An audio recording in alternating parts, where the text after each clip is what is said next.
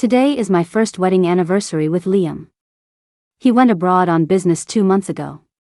Despite the time difference, he made a point to call me at 8 a.m. this morning.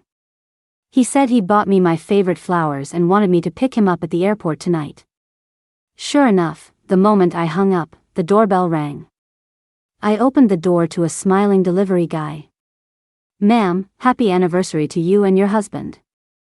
Wishing you a lifetime of happiness." He was holding 9 white roses. I took the flowers with a smile. "Thank you." After closing the door, I put the flowers in a vase and gently touched the petals. The truth is, I don't like white roses. They're delicate and wilt so easily. White roses are my sister Claire's favorite flower. But for the past year, that name has belonged to me. The phone on the table wouldn't stop ringing. It was a number I'd never saved but knew by heart. A number I used to have for 10 years. The caller was clearly impatient. Finally, on the 3rd ring, I declined the call and sent a text. "Be right there." I put on my coat and left my apartment complex, the most exclusive one in H City. The entrance had high-precision facial recognition, and the security guard knew every resident. He smiled and greeted me, "Heading out, Mrs. Booth?" I nodded with a smile. After a few turns, I saw a mud-splattered white sedan parked at the intersection. I opened the passenger door and was hit by a choking cloud of cigarette smoke. "Stop smoking," I said, sitting down and opening the window. "Liam hates the smell of smoke." The person in the driver's seat turned. "Why weren't you answering my calls?" I paused. "Liam had flowers sent over this morning. I was talking to the delivery guy at the door when you called." "Oh," she said, stubbing out her cigarette. "What kind of flowers?" I was silent for a moment. "White roses." She suddenly laughed. "So he still remembers I like white roses." Then, she turned to look at me. "Kathy, it's really a shame you dropped out of school and didn't go to film school. You missed your calling." She opened her window to air out the car. "After we switch back, you should go back to school. I'll pay for it. Get some plastic surgery, enroll in a top acting program, and you might become a big star. It's better than waiting tables." "No, thanks," I said softly. "Hollywood is a messy place." She snorted. "So what if it's messy? You used to wait tables during the day and sell drinks at a karaoke bar at night. Didn't customers grope you all the time? Become a star," she smiled, "and maybe some rich bachelor will notice you, set you up in a nice place. Wouldn't that be much better than your old life?" I looked at her in disbelief. She paused, coughed a few times, and made a face. "Hey, I was just joking. Why are you so serious?" As she turned the key to start the car, she mumbled, "You didn't used to be like this. I used to make way worse jokes, and you'd always laugh along. Have you been playing me for the past year so much that you've forgotten who you are?" "Maybe," I said, turning to look at the face that was identical to my own. "Claire." That's right.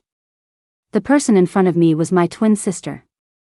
A sister I didn't even know existed until 2 years ago.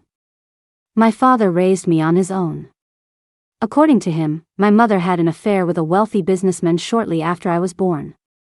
She quickly divorced my dad and married the other man.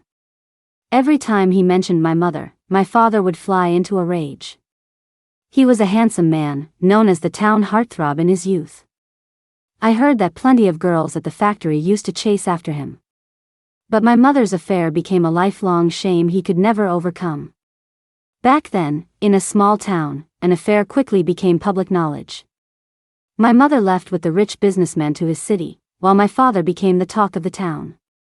People embellished the details of how he caught them, turning it into a story that got passed around until even he stopped trying to deny it. One day, a co-worker publicly mocked him, calling him impotent and saying that's why his wife left. He couldn't take it anymore and beat the guy up. Not only did he have to pay a hefty medical bill, but he was also fired from the factory.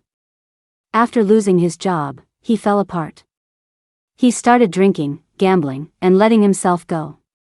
Whenever he was drunk, he'd grab my hand and curse the mother I'd never met. But he never hit me.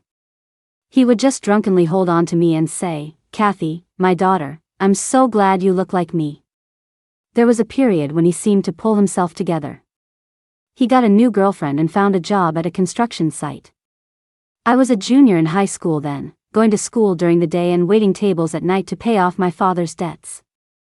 I was thrilled to hear he had a job. He told me his new girlfriend was simple and hardworking. He said once they were married, I could focus on my studies and quit my job.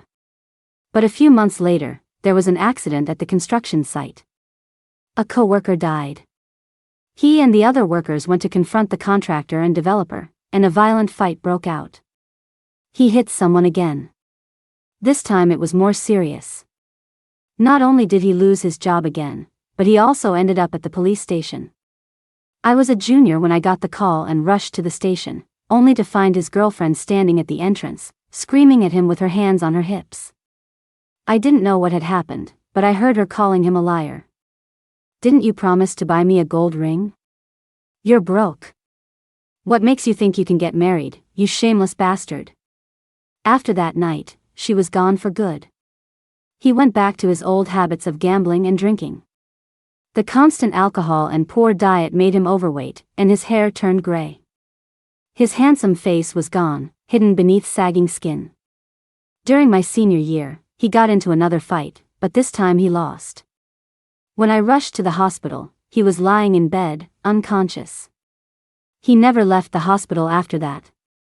Debt collectors showed up at our door. I hid in the kitchen, trembling, clutching a kitchen knife. Eventually, our next-door neighbor called the police, and the men left. My father was in the hospital and needed care. The daily medical bills and mounting debts forced me to make a decision. I dropped out of school. After dropping out, I took care of my father at the hospital during the day and continued to wait tables at night. On my 20th birthday, Stacy, who used to work at the restaurant with me, found me and handed me a business card. She was wearing perfect makeup. "Kathy," she said, "you're too beautiful to let it go to waste." I was completely broke, drowning in debt with no way out, so I started working at that karaoke bar. I never dared to go to any of my old class reunions. I had been in the honors class at a top high school. Most of my classmates had gone on to prestigious universities, while I was selling drinks in a karaoke bar. I thought, maybe this is just my fate. Until Claire showed up. She stopped me outside the karaoke bar after my shift one night. "Are you Kathy?" The moment she spoke, I froze. She took off her sunglasses and smiled at me. "Hi, I'm your twin sister, Claire." I stared blankly at the face in front of me. She said she never knew she had a sister like me until she recently found a photo my mother had hidden away. On the back of the photo was the name of a local photo studio, which led her to me. She was dressed in designer clothes, with a stylish haircut, and had a cool boyfriend who rode a motorcycle. She wanted to see our father, so I took her to the hospital. "You've had such a hard life," she said, crying by his bedside. "Kathy, we're sisters. I'll help you."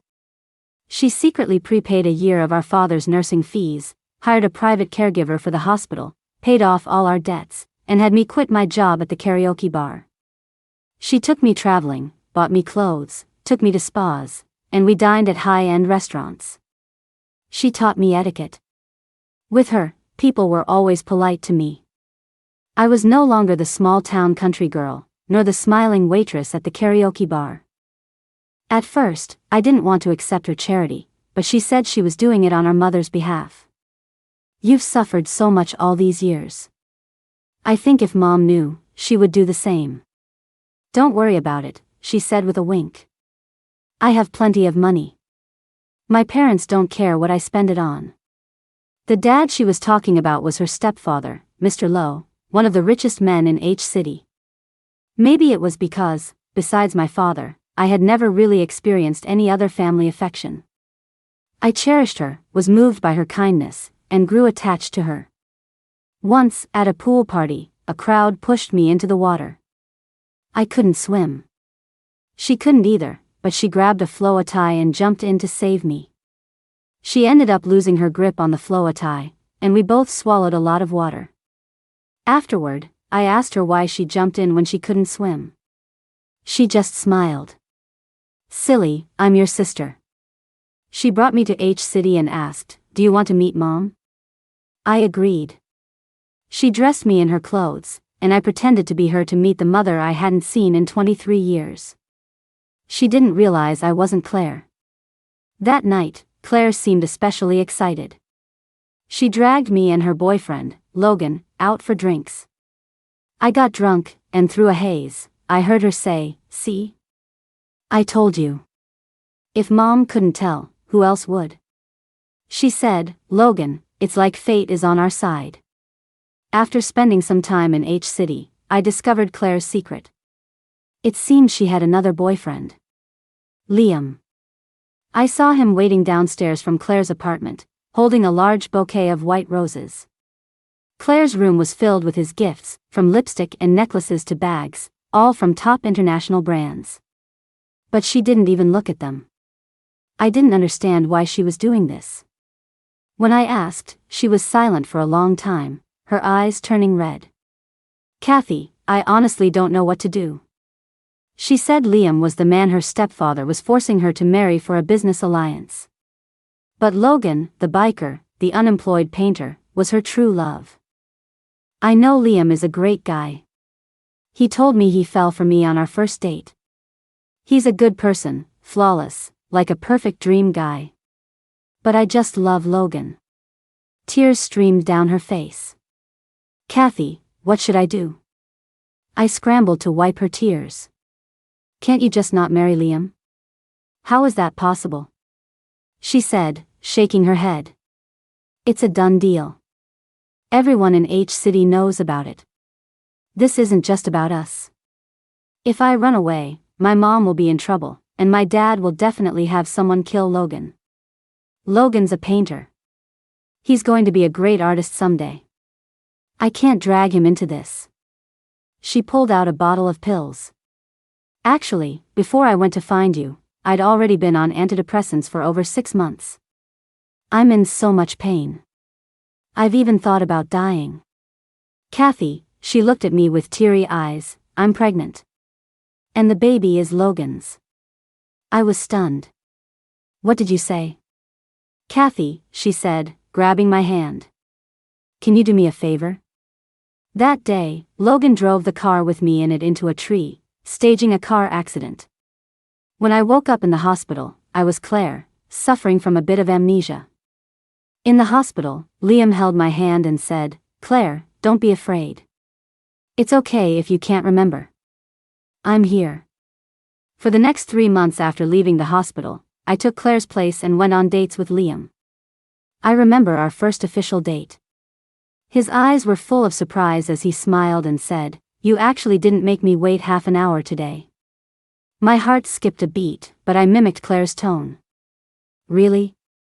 Maybe I just got dressed faster today." He looked me over. You forgot to wear your gloves today." My heart was pounding. I regretted agreeing to this. No matter how much we looked alike, this was her boyfriend. He might not have noticed in the hospital, but on a real date, would he really not find out I was an imposter? As I was nervously trying to come up with an excuse, he took my hand and wrapped it in his warm palm. "Here, this will keep you warm." No one, especially not a man, had ever treated me with such gentleness. I stared at him, forgetting for a moment that I was supposed to be acting. He smiled and brushed my hair back. "What are you staring at?" "I feel like you're looking at me with extra approval today, princess." And so, after dating Liam for 3 months, I married him as Claire. It was a perfect business alliance. The Lowe and Booth families both got what they wanted and were very satisfied. I became Mrs. Booth and moved into his upscale apartment in H City. But Claire lost the baby. She had a miscarriage after excitedly street racing on the back of Logan's motorcycle. Even so, she still loved Logan. She took on my identity, Kathy Yin, left H City, and moved to another city with him. For a year, I played my part so well that no one ever discovered I wasn't the real Claire. Even I started to feel like I was getting too lost in the role. A sudden stop brought me back to the present. What about Logan? Have you heard from him recently? I asked softly. Don't even mention him. He's a liar, she said with a self-deprecating smile. Mom used to tell me that love without money is unreliable. I didn't believe her. What a fool I was. She stopped at a red light and turned to me. Kathy, it took me a year to realize how great Liam is. Thank God for you. Thank God you were there to hold on to him for me. This habit of yours of keeping a diary is really great, she said, stopping the car and handing the journal back to me. Otherwise, we'd have to stage another amnesia scene, and that would be way too melodramatic. I clutched the journal Liam had given me on our wedding day. Have you memorized it all? She waved her hand. Of course, I know it all by heart. Don't worry. He didn't recognize you back then, and he won't notice me now. Besides, he's always traveling for work, so you two were barely together anyway. This time he was gone for 2 months. How could he possibly notice any small changes? It was true. Over the past month, she had gotten my haircut and even dragged me to the same salon to compare our skin, inch by inch, making sure everything from our faces to our bodies, our skin tone to our weight, was identical. She applied some lipstick and suddenly turned. I forgot to ask, you still mostly use my No. 96 and No. 32 shades, right? I paused, then gave a soft mm. She smiled and held out her hand. Come on, it's time we swapped our phones and car keys back. Liam's coming back tonight, so we'll officially switch. You stay here for now. If everything goes smoothly, I'll arrange for you to get plastic surgery in 3 months. I hesitated, then took out my phone and car keys and handed them to her. Liam, I paused, has a sensitive stomach. If he gets back late from work, remember to make him some light porridge. I know, she said with a smile. You've told me a dozen times. Don't worry, I won't blow my cover. She winked and blew me a kiss. When it comes to acting, we're both top tier, aren't we? So, Claire and I officially switched back. I moved temporarily into an apartment she had rented a month earlier. You need to stay inside as much as possible, she instructed. And if you do go out, you have to wear a wig and sunglasses. It'll be a disaster if anyone spots you. I nodded. I won't contact you unless I have to, and don't you contact me. Get food delivered. Keep your phone on 24/7. If I call, you have to pick up immediately. In case something unexpected happens with Liam and I can't remember something, I'll need you to give me the information. I turned to look at her. She was still fussing with her hair in the mirror as she spoke. Got it. Liam's flight was scheduled to land at 8 p.m. at 7:45. On a strange impulse, I went downstairs and hailed a cab to the airport. I didn't even know what I was planning to do. Wearing a wig and sunglasses, I stood a few feet away from Claire, watching her wait with a look of excitement and anticipation. Claire. My body tensed. I instinctively looked over. Liam was walking toward Claire, pushing his luggage cart, a broad smile on his face. He looked a little tanner after 2 months away, and there was a hint of fatigue he hadn't quite shaken off. Liam. Claire's smile bloomed as she threw her arms around his neck. Liam seemed to hesitate for a second, but then he raised his hands and hugged her back tightly. I was close enough to hear the smile in his voice. You missed me, didn't you? His assistant stood nearby, nodding to Claire. Ma'am, Mr. Booth pushed to finish his work a week ahead of schedule just so he could be back today to celebrate your anniversary. I watched them walk away hand in hand. Liam would occasionally lean down to whisper something in Claire's ear, and she would look up at him and smile. To anyone looking, they were a loving couple. I stood alone at the airport for a long time. About an hour and a half later, I left the terminal and got into another cab. Cloud Palace condos, please. You got it, the driver, an older local man, replied. You live in Cloud Palace? Only rich folks live there. I managed a weak smile. A friend's place. The car stopped at the main gate of the complex. Just as the driver was about to end the trip on the meter, I stopped him. Sir, I'll give you an extra $100 if you just keep the meter running and wait here for 15 minutes. Is that okay? I have to go to another complex after this. The driver looked at me, confused. Miss, what's this all about? Why? I gave a bitter smile. I didn't know why either.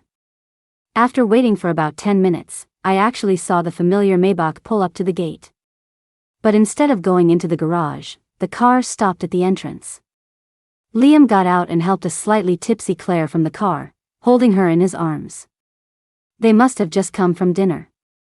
He opened the trunk. A golden glow instantly illuminated half the street. I rolled down my window and peeked out. The trunk was filled to the brim with white roses, bathed in a warm, golden light. Liam's voice carried on the wind. 9 roses this morning, and 990 in here. That makes 999. Happy anniversary, my love. Happy anniversary. Claire looked up and kissed him. I pulled my head back inside and rolled up the window. This afternoon, Claire had praised my acting skills. I suddenly realized that she was the truly great actress. Or maybe, she didn't have to act at all. The person Liam loved was her. I was the one who had been acting as her for over a year. What was I even hoping for? Liam loved her. Was it so strange that he couldn't tell the difference? I was just Claire's shadow.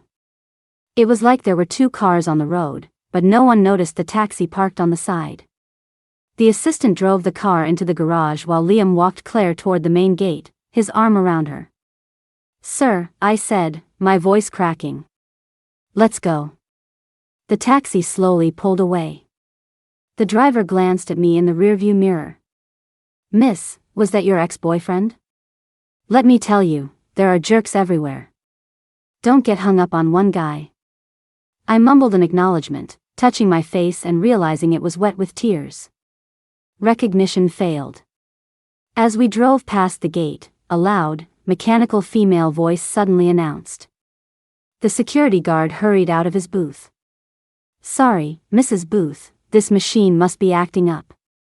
Let me open it for you manually. I looked over and saw 2 blurry figures embracing. After about a week in that rental apartment, I called the caregiver to ask about my father. I didn't use the phone Claire had given back to me. When we had swapped, I'd kept another phone, one that used my father's old number. I used that number for most of my personal things. My father was doing fine, but there was still no sign of him waking up. 2 days later, Claire suddenly contacted me. I drove the white car and waited for her at the same intersection. A few moments later, the passenger door opened, and she got in. What's wrong? She was quiet for a moment before speaking. I forgot to ask you something before. I was just wondering, how often did you two, have sex? I hesitated. Liam travels a lot for work, so it wasn't regular. I never counted. So it did happen? I nodded. Well, that's a relief, she chuckled humorlessly. I was starting to think he had a problem. What? She lit a cigarette and slowly blew out a smoke ring. It's been a week, and he hasn't touched me. I thought for sure it would happen on our anniversary, but not only did it not happen then, it hasn't happened at all. I paused. Is he still jet-lagged? He's probably just tired. That's pretty normal. But it wasn't normal at all. Whenever Liam came home from a business trip, unless there was an urgent work matter, he would always spend a week just with me. He was passionate but gentle. But I didn't want to share these details with Claire anymore. Maybe in my heart, I felt that in those moments, when we were truly holding each other, it was me, Kathy Yin. I didn't have to wear Claire's mask. I could laugh if I wanted to, cry if I wanted to. Maybe, she said, stubbing out the cigarette and tossing it out the window in frustration. You don't think he's having an affair abroad, do you? Aren't you supposed to be good at pleasing men in that department? Don't tell me you let him find someone else after just 1 year. I only sold drinks at the karaoke bar, I said softly. I never did. That kind of thing. Yeah, it's all the same, she cut me off. It's so boring staying at home. Liam doesn't talk much when he gets back at night, he either reads or works. And since I just got back, I'm afraid if I talk too much, he'll get suspicious. She glanced at me. You basically cut off all contact with my old friends this past year, so it would be weird for me to suddenly reach out to them. I'm thinking of going back to my parents' house for a couple of days to give him some space and see them. She stormed out of the car, but I stayed inside for a long time. A few days later, a new dessert shop opened downstairs from my rental. It was Clarity Desserts, a chain owned by the Booth Corporation. Liam and I had come up with the name together. He had originally suggested Love Claire, but I laughed and said, that sounds too formal, like a king addressing his subject. He nodded. You have a point. He pulled me into his arms. But I want your name in it. I looked into his beautiful eyes and felt a little selfish impulse. Clarity, I bit my lip. How about Clarity? Liam paused. Clarity? I nodded. I love it, he said, stroking my hair. Whatever name my wife comes up with, that's the one we'll use. I walked into the Clarity Desserts downstairs and ordered a small cake. Just as I sat down, the door opened, and a group of people walked in. The new store is officially open today, and Mr. Booth is here to greet the new employees. The fork in my hand clattered onto the table. I looked up. Liam was standing at the counter, smiling at the staff. So, how's the workload? Are you getting used to it? How was the customer traffic today? The young woman at the register blushed and answered in a small voice. We had a lot of customers this afternoon. It's slowed down now since it's after dinner time. We've sold out of most of the cakes we made today. The lady sitting by the window just bought the last slice of our signature dessert. Everyone's eyes immediately turned to me. Just like that, our eyes met, and there was no avoiding it. He looked at me, stunned for a few seconds. Honey? A few of the company managers behind him exchanged glances, then smiled at Liam. Mr. Booth, it looks like your wife is here doing some undercover reconnaissance for us. You two are really in sync. My heart was pounding, but I was used to these situations. I stood up and gave everyone a graceful smile. Liam, I was just. He walked over quickly, naturally taking my hand. He smiled. Didn't you say you were going out with your mom the day after tomorrow?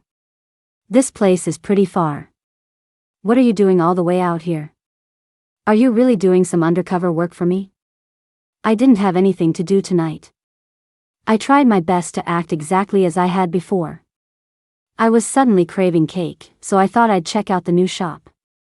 He stroked my hair but seemed to lose focus for a second as he raised his hand. Liam? Mr. Booth? He finally snapped out of it and addressed the group. Everyone has worked hard today. Close up and get some rest. The company will be sending out new store opening bonuses tomorrow. Amid everyone's cheers, he led me out of the shop and to the car. The ride was completely silent. The assistant hesitated. Mr. Booth, should I drop off your wife first, or are you going to the meeting? Tell them I'm not feeling well. Cancel the meeting tonight, he said suddenly. I instantly tensed up and grabbed his hand. What's wrong? Is your stomach hurting again? Was the food abroad not agreeing with you, or have you been drinking too much lately? He looked at me, squeezing my hand tightly. It's nothing. Let's just go home. As usual, the assistant parked the car at the entrance of the complex. The security guard in the booth saw me and hurried out to open the gate. Sorry, Mrs. Booth, this facial recognition system still isn't fixed. Access granted. Huh. The guard paused, then whispered, this machine really is unreliable. I went home with Liam. The moment the front door closed, he pinned me against it. Liam. Before I could finish, his kisses rained down on me. Honey, he murmured between kisses, I've missed you so much. My eyes welled up, and I instinctively hugged him back. By the time we were finished, it was late at night. He held me in his arms and chuckled. I don't know what got into me today. When I saw you in the shop, I just suddenly lost control. It's crazy. We were only apart for 2 or 3 days, but I acted like some lovesick teenager. He rubbed his temples and kissed my forehead. I don't know what's been wrong with me lately. I keep having this strange feeling. I can't put my finger on what's wrong, but something just feels off. He shook his head with a self-deprecating laugh. Maybe I'm just getting old. But it doesn't matter anymore, he said, holding me tighter. I'm probably just too tired lately. After a moment, I snuggled closer into his arms and whispered, Liam. My voice trembled. What if I'm not really? A soft snore reached my ears. Liam was already asleep. I closed my eyes. Maybe this was fate. After a while, I gently got out of bed. After some thought, I called Claire. She arrived 2 hours later. She pulled me into the study, clearly furious. What is wrong with you? I've only been back at my parents' for 2 days, and you've already caused this much trouble? I didn't expect to run into him at the dessert shop. Didn't I tell you not to go out unless you had to? Why did you go out? She demanded. Do you have any idea how suspicious the guard looked when he opened the gate for me just now? I had to tell him I had just stepped out the side gate and was coming back. Claire, I looked up at her, I don't think this is fair to Liam. She froze. What are you saying? You're not thinking of telling him the truth, are you? Doesn't he deserve to know? What right do we have to do this to him? She sneered. Are you doing this for him? Or for yourself? I was taken aback. I know what you're thinking. We're both women. You've been with him for a year, it's normal to develop feelings. Do you think he'll choose you if he finds out the truth? I didn't say anything. Don't be a fool, my dear sister. She took a step closer and put her hands on my shoulders. Who are we talking about? Liam. A man who tamed the Booth Corporation's entire board of directors in just 1 year. Do you really think he'll let you off the hook out of love after finding out how we've schemed against him? You're the one who deceived him. And what about the Booth and Lowe families? Do you think they'll just let this go? If Liam decides to make a move, we'll all be finished. Even if you don't care about me or the Lowe family, what about Dad? You know how high his daily medical and nursing fees are. That money all comes from the Lowe family. If you make things difficult for them, and Mr. Lowe isn't even my real father, do you think he'll spare you? You have to think about our father, who's lying in a hospital bed, even if you don't care about yourself. Can you handle all the consequences on your own? What about Dad's nursing fees? Are you going to go back to selling drinks at the karaoke bar? I bit my lip, hard. Kathy, listen to me, she sighed. We don't have any other choice. The only way for everyone to be okay is for us to switch back properly. After a long pause, I said, I'm going back. Kathy, she paused. Tomorrow, you should just go back to N County. Don't stay in H City. I'll call you if anything comes up. I said softly, okay. Wait a minute, she said suddenly.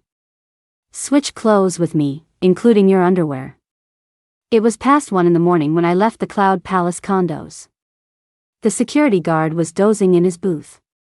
With its high-precision facial recognition and comprehensive security system, this complex was arguably the safest in all of H City. The people who lived in this area were all wealthy, with their own private cars, so taxis rarely looked for fares nearby. I walked for nearly 2 miles before I was able to hail a cab that was 3 miles away. The driver wasn't happy about it and complained the whole way that the system had forced the ride on him. When I got out, I paid him an extra $50. He seemed a little embarrassed. Forget it, it's not your fault. I was just complaining about the system's bad dispatching. Please take it, I said softly. It's late. It's not easy for any of us. The next morning, I received a text from Claire. I bought you a train ticket back to County for 7 p.m. tonight. Train number XXX. Pack your things during the day and leave early so you don't miss it. I looked around the room. Pack my things? Besides my phone and the key to my old house, what in this room was actually mine? What was there to pack? 5 minutes later, another text came from Claire. Kathy, you'll get to County around 10 p.m. Be safe. Give me a quick call when you get home so I know you're okay. Make sure you call, don't text. I stared at my phone for a minute before replying with a simple okay. But in the end, I never left. Just as I was about to head out, the doorbell rang. I opened the door to a man in a filthy wool coat, his hair a mess, standing there with a swagger, looking at me. Long time no see, he said, his breath reeking of alcohol. Logan. I stammered. He pushed the door open, slammed me against the wall, and grabbed my chin. What? Gone for less than 2 months and you don't even recognize your own husband? Logan, I said softly, you've got the wrong person. I'm Kathy. Kathy? He froze for a second, then violently grabbed my throat. What are you doing here? Where's Claire? I coughed, struggling to breathe. I live here. You live here? He stared blankly for a long moment, his hand slowly loosening its grip. He seemed to be talking to himself. Switched back. You switched back. Yes, I gasped, slumping to the floor. We switched back. So? He mumbled, she's Liam Booth's wife now? I didn't answer. Ha ha ha ha. He burst out laughing, then violently threw a vase on the floor. Shards flew everywhere, but he didn't stop, sweeping everything else off the table onto the ground. Switched back, what right does she have to switch back? You. He suddenly rushed over and grabbed my shoulders. Why did you switch back with her? She wanted to, I said quietly, so I did. After all, those things. I paused. They were never mine to begin with. You really are the best sister in the world. After a moment, he sneered and lifted my chin. Marrying someone for your sister, and now getting rid of me for her. You're so kind, why don't you help me figure out what I'm supposed to do now that my wife is gone? Logan, your breakup is between the two of you. It has nothing to do with me. Nothing to do with you? He laughed, pulling 2 marriage certificates out of his pocket. See for yourself if it has anything to do with you. I stared at the marriage certificate in disbelief. You two got married using my identity? She promised she wouldn't do that. Heh. He forced a smile. So, you still think it has nothing to do with you? Kathy Yin, legally speaking, you, he blew softly in my ear, are my wife. I jerked my head away. Logan, you know this is between you two. I have absolutely nothing to do with you. I tried with all my might to break free, but he ripped my collar open and dug his right hand into my bare shoulder. How does it have nothing to do with you? Claire ran off, but you're still here, aren't you? Aren't you the best at pretending to be her? For the past year, haven't you been sleeping with Liam for her? It's all just acting. You're her good little sister. Sleeping with him, sleeping with me, what's the difference? Logan, my strength was no match for his, and my whole body was shaking. Please, you're drunk. Logan, I'm begging you, please let me go. You don't want to? He mumbled, then suddenly gripped my shoulders tighter. Why not? Huh? Because I'm not as rich as Liam? You can sleep with him for a year because he has money, but you won't with me because I don't? He threw me to the ground, looked at his trembling right hand, and his voice shook. You heartless bitch. Didn't my right hand get crippled protecting you? How could you run away? How could you? I fell to my knees, and broken glass dug into the palm of my hand. I gasped in pain. Logan, you. Look closely. I'm not Claire. You're not. He looked at me, dazed, then suddenly dropped to his knees and hugged me. Claire. Claire. I'm sorry, I was wrong. I shouldn't have been drinking, I shouldn't have lost my temper. I was just so upset because I can't paint anymore. I'm sorry, Claire, I'll never treat you like this again. Please forgive me this one time, okay? I promise this is the last time. Tears streamed down my face as I let him hold me, slowly slumping to my side. He was passed out drunk. I gently pushed him away, ignoring the pain in my hand, found my phone, and with trembling fingers, called Claire. The first 2 calls were disconnected. The third time, she finally answered. Before I could say a word, her angry voice came through. What is your problem? I told you not to contact me. Logan's here, I said. The other end of the line went silent. You married him using my identity. Why didn't you tell me? Claire. Liam's voice came through the phone. Can you bring me a tie?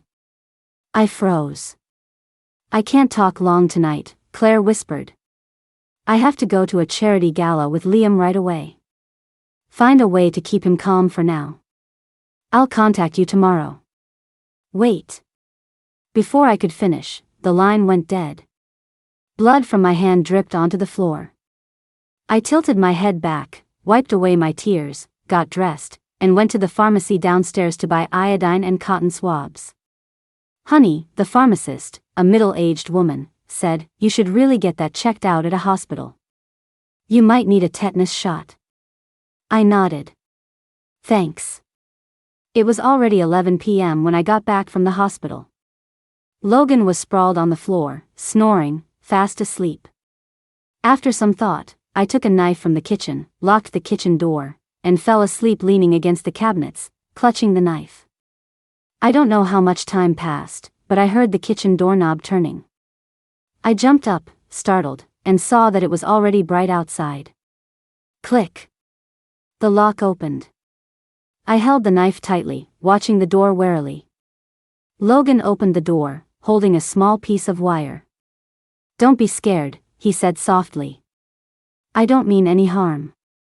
I was just worried something might have happened to you in here. I kept the knife raised. I was drunk yesterday. I'm really sorry. He paused. I cleaned everything up outside. You don't have to be afraid. Really.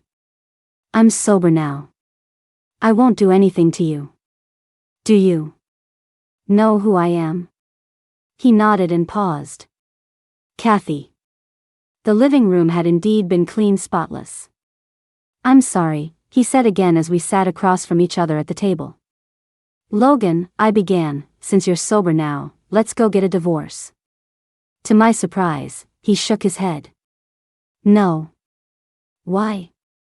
Kathy. He sniffled. I was hospitalized a while back for drinking too much. That's when Claire left without a word. I've been looking for her ever since I got out. Kathy, can you help me get her to meet me? I just want to see her one more time, to say a proper goodbye. It shouldn't end like this between us. I remembered the look on Claire's face every time she mentioned Logan and paused. She's Mrs. Booth now. I don't think she'll want to see you. She'll see me, he said calmly. Tell her I'll give her 7 days. If she doesn't come, I'll tell Liam everything that happened a year ago. What did you say? He nodded. I've got nothing to lose. Kathy, I was drunk last night and said some terrible things to you. I'm really sorry. But if you help me get her to meet me, just as long as she's willing to see me, I'll get a divorce with you. Logan left me a phone number and left. I waited all day, but Claire never contacted me. At 6 p.m., I tried calling her several times, but she didn't answer. I sent her a text, I'm waiting for you at the old spot. If you don't show up, I'm going to the Cloud Palace condos. She arrived at 8 p.m. We sat in the car in silence. Why didn't you tell me you married Logan using my identity? She paused, not answering. I looked at her. He's here to see you. You should go meet him. I'm not seeing him, she said. Do you have any idea what kind of life I've been living since I came back? She tilted her head back, as if trying desperately to hold back tears. Logan's right hand was injured. He can't paint anymore. It happened because some thugs were harassing me, and he got his hand smashed with a brick while protecting me. In your eyes, I'm a heartless bitch, right? She turned her head, tears streaming down her cheeks. I really did want to stay with him. It didn't matter that he couldn't paint or wouldn't become a great artist, as long as we could be together. But I helped him submit his resume online and look for jobs, and he wouldn't take any of them. All he did was stay home and drink. She wiped her tears away with her hand, staring out the window.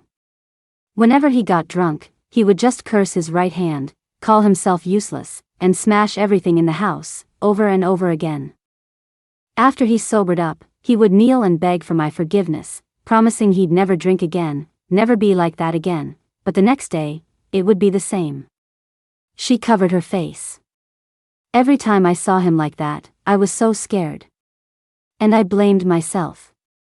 I felt like it was all my fault he became this way. I know I should have stayed with him, but I just couldn't take it anymore. She covered her face, tears streaming through her fingers. I really couldn't take it. I didn't even have the courage to break up with him, so while he was in the hospital, I left him a letter. I explained everything in the letter, I really did. I never thought he would come looking for me. A letter. Explained everything. I said softly. But you didn't get a divorce. Was it because you thought it didn't matter since your name wasn't on the marriage certificate? Kathy. She grabbed my right hand. I'm sorry. I'm so sorry. Go see him, I said. Logan said he's giving you 7 days. If you don't see him, he'll tell Liam everything that happened a year ago. I really can't see him. She cried harder. Kathy, help me. Please help me one more time, okay? Help you with what? I turned my head and said calmly, Claire, what do you want me to help you with? Could you pretend to be me, and go stay with him for a little while? There was a moment of silence. Then, I laughed, a sharp ache in the corner of my eyes. Claire, I looked at her, what do you think I am? She froze. Am I your sister, or just a tool for you to use? She paused, then suddenly became hysterical. A tool? A tool. Is that what you think of me? If I thought of you as a tool, would I have gone all the way to N County to find you, to help pay off your debts and your father's medical bills? If I thought of you as a tool, would I have jumped in to save you when you fell in the water, without a second thought? If I thought of you as a tool, would I have insisted you quit your job at the karaoke bar and brought you to H-City to live a better life? As she spoke, tears streamed down her face. I didn't say anything. Kathy, she cried, I'm really out of options. Logan. But I'm Mrs. Booth now. I really can't see him. Please help me, just help me this one time, please. I'm desperate. Desperate. A year ago, she said she was desperate, and I helped her. Now, I didn't want to help anymore. Claire, I said softly, I remember all the good things you did for me. I turned my head. But I really can't help you with this. Why not? She spun me around. Kathy, you spent the past year helping me, pretending to be me with Liam. You can just act like me again. Logan won't be able to tell. It's the same as being with Liam. I can't do it. Her voice rose. Why can't you? You can sleep with Liam, why can't you sleep with Logan? Because I love Liam. The words hung in the air, and we both fell silent. I love him. For the past year, I wasn't just playing you, I turned away. I thought of myself as his real wife. I genuinely love him. She suddenly started laughing. No wonder, no wonder. She leaned back. So that's what you've been planning all along. You were hoping I'd never come back, weren't you? You're happy Logan showed up, aren't you? Because if I go back to him, you can be Mrs. Booth again. She chuckled. No wonder you agreed so quickly a year ago. You wanted to take my place even then, didn't you? After all, being a low family heiress, Mrs. Booth, was a status you could never have dreamed of. Raising a snake in my own home? She laughed loudly. So this is what that feels like. This past year, you must have been hoping I'd die out there, so you could be Mrs. Booth forever and ever. I shook my head. You know perfectly well I never thought that. She turned her head away, refusing to speak. After a long silence, I sighed.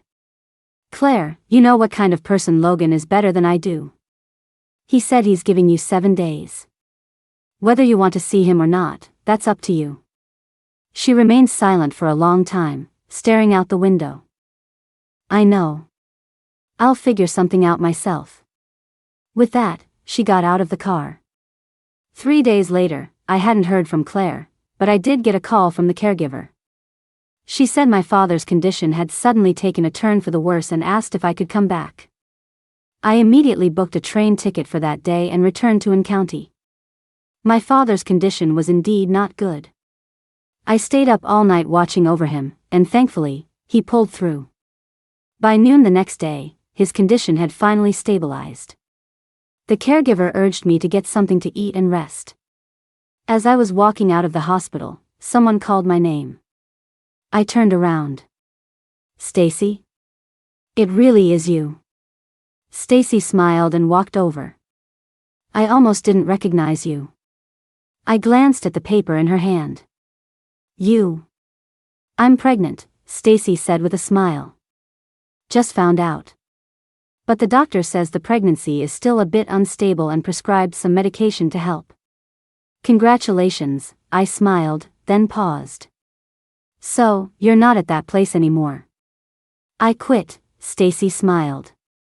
How can I do that kind of work while pregnant? Besides, I didn't want to do it anymore. I want to move somewhere else to live. This place is small, after all, everyone knows everyone, and it wouldn't be good for the child later on. I nodded.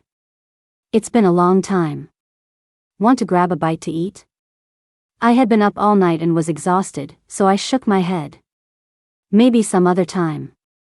Just a quick meal, it won't take long. Stacy grabbed my hand. I'm leaving soon, and who knows when you'll be back. This might be the last time we see each other. I needed to eat lunch anyway, so I nodded. Okay, let's just grab something nearby. Stacy took me to a restaurant near the hospital. Do you have a private room? Room 1105. The waiter led Stacy and me to room 1105. When he pushed the door open, a thick cloud of smoke hit me, and I started coughing. When I saw who was inside, I froze. It was a large private room, and several men were sitting on a sofa on one side, smoking. Sorry, wrong room. I grabbed Stacy and started to leave. Wait a minute. The man in the middle stood up, his tone playful. Isn't this Stacy and Kathy? Stacy gently squeezed my hand and turned around with a smile. Oh, it's Mr. Zhou. We must have come to the wrong place. Sorry to bother you. No bother at all, he said, taking a couple of steps forward. We're all just here to eat. Why don't you join us? I own this place. I used to give you a lot of business, now it's your turn to give me some. I turned back and smiled. Mr. Zhou, it's really not a good time for us today. Oh. He raised his head. And why's that? Stacy pinched my hand. I knew she was telling me not to challenge him. The man in front of me was Zhou Yong, a local thug who had become rich overnight. He was a regular at the karaoke bar back in the day.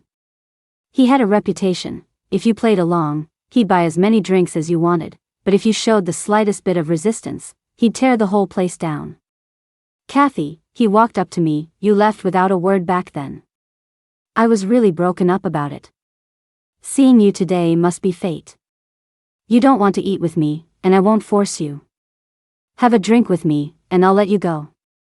He took a drag from his cigarette and slowly blew out a ring of smoke. How about it? He sauntered back to the sofa, sat down, and just watched us.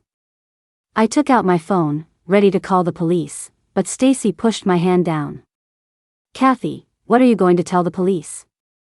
He hasn't made us do anything. Don't cross him. It's just one drink. Hold your nose and drink it. Don't forget, your father is still in the hospital.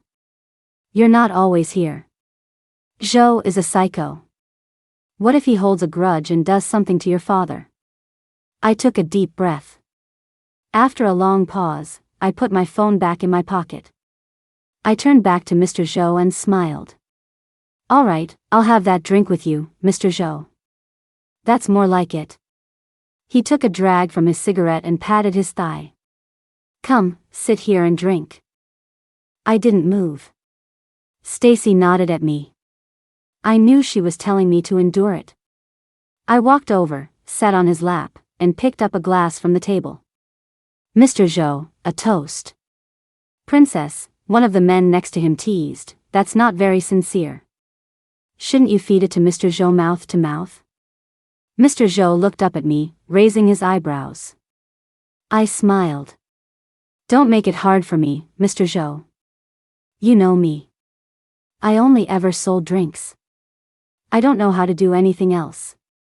Kathy, Joe's greasy hand slid onto my waist. I'm not trying to make it hard for you. You either feed me this drink mouth to mouth, or... His hand slipped under my sweater, caressing my waist. Take off this annoying sweater and let the boys see that waist of yours. Ah. Stacy suddenly clutched her stomach and squatted down, her face contorted in pain. Stacy? I tried to go to her, but Joe pulled me back. You have this drink with me, and I'll let you go immediately. Kathy, you know me, Joe said in a low voice, I'm all about respect. You give me respect in front of my friends today, and I'll keep my word. Kathy. Beads of sweat rolled down Stacy's face. I looked at Stacy and bit my lip. Mr. Joe, if I have this drink with you as you say, you'll let us go immediately, right? You have my word, he said. I took a deep breath, pulled off my sweater, and threw it on the floor. Mr. Joe, your drink. Whoa, one of the men whistled. Now that's a nice body.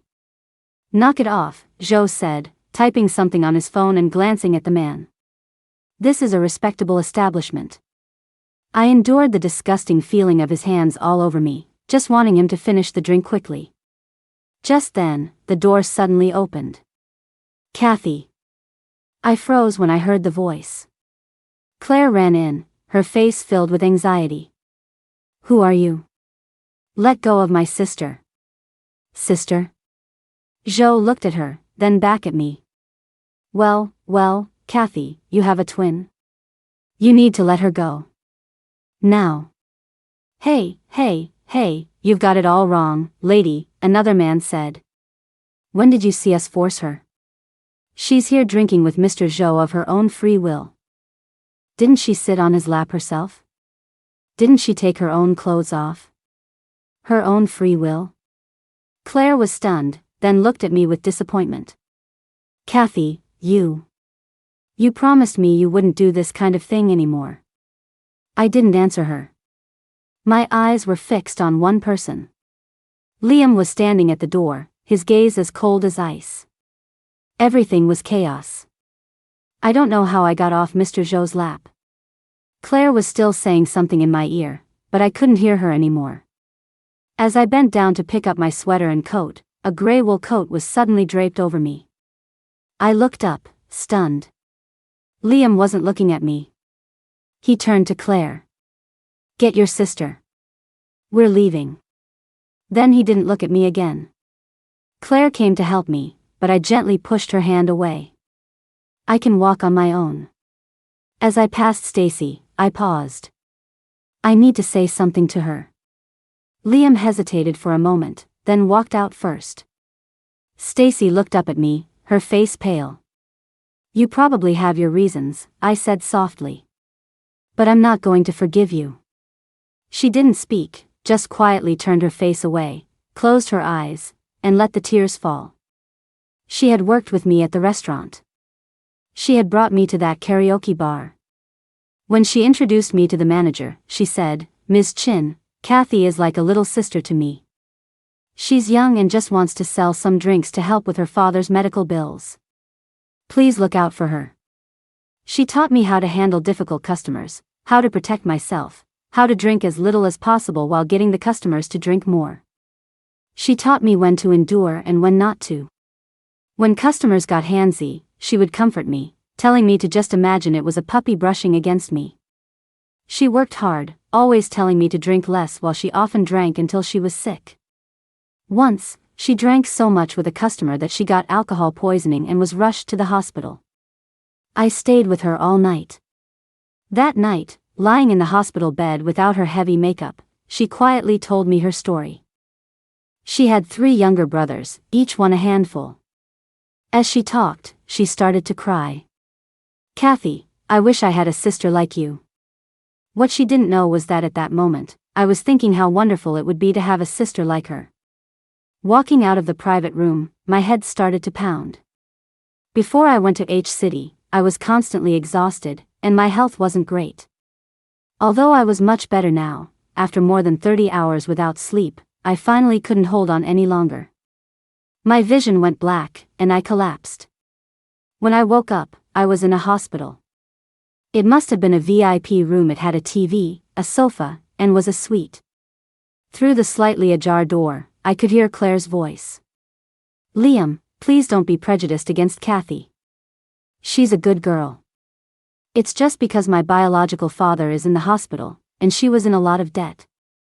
She's had a very hard life, didn't even finish high school. She finally got married last year, but the guy was an alcoholic, and then that thing happened." After a moment, I heard Liam sigh. "I'm going back to the hotel first. I'll bring you guys some food later." He paused. "She should be fine. Hire a caregiver for the night. You should eat and then go back to the hotel to rest." "Liam." Claire's voice was hesitant. "There's something I don't know if I should tell you." "What is it?" "It's just, well, Kathy. She's had a really tough life. Ever since I found her last year, she might have become too envious of my life, so sometimes she imagines she's me."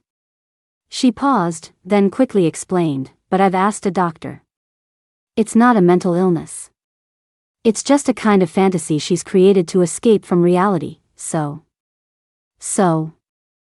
if you see her later, and she says something strange to you, please don't blame her." There was a moment of silence. "She's your sister," Liam said. "I won't blame her." "Thank you, Liam," Claire sniffled. "I really feel for her." The door opened and closed. Liam must have left. I pushed myself up and saw Claire standing at the entrance to the inner room. We just looked at each other, neither of us speaking. She locked the door, walked over, and sat on the edge of my bed. "The doctor said you're fine, just exhausted. You need to rest. Stay here tonight, and if you're feeling better tomorrow, I'll take you back to H-City." I looked at the face that was identical to my own. "What about Logan?" I asked calmly. "How did you deal with him?"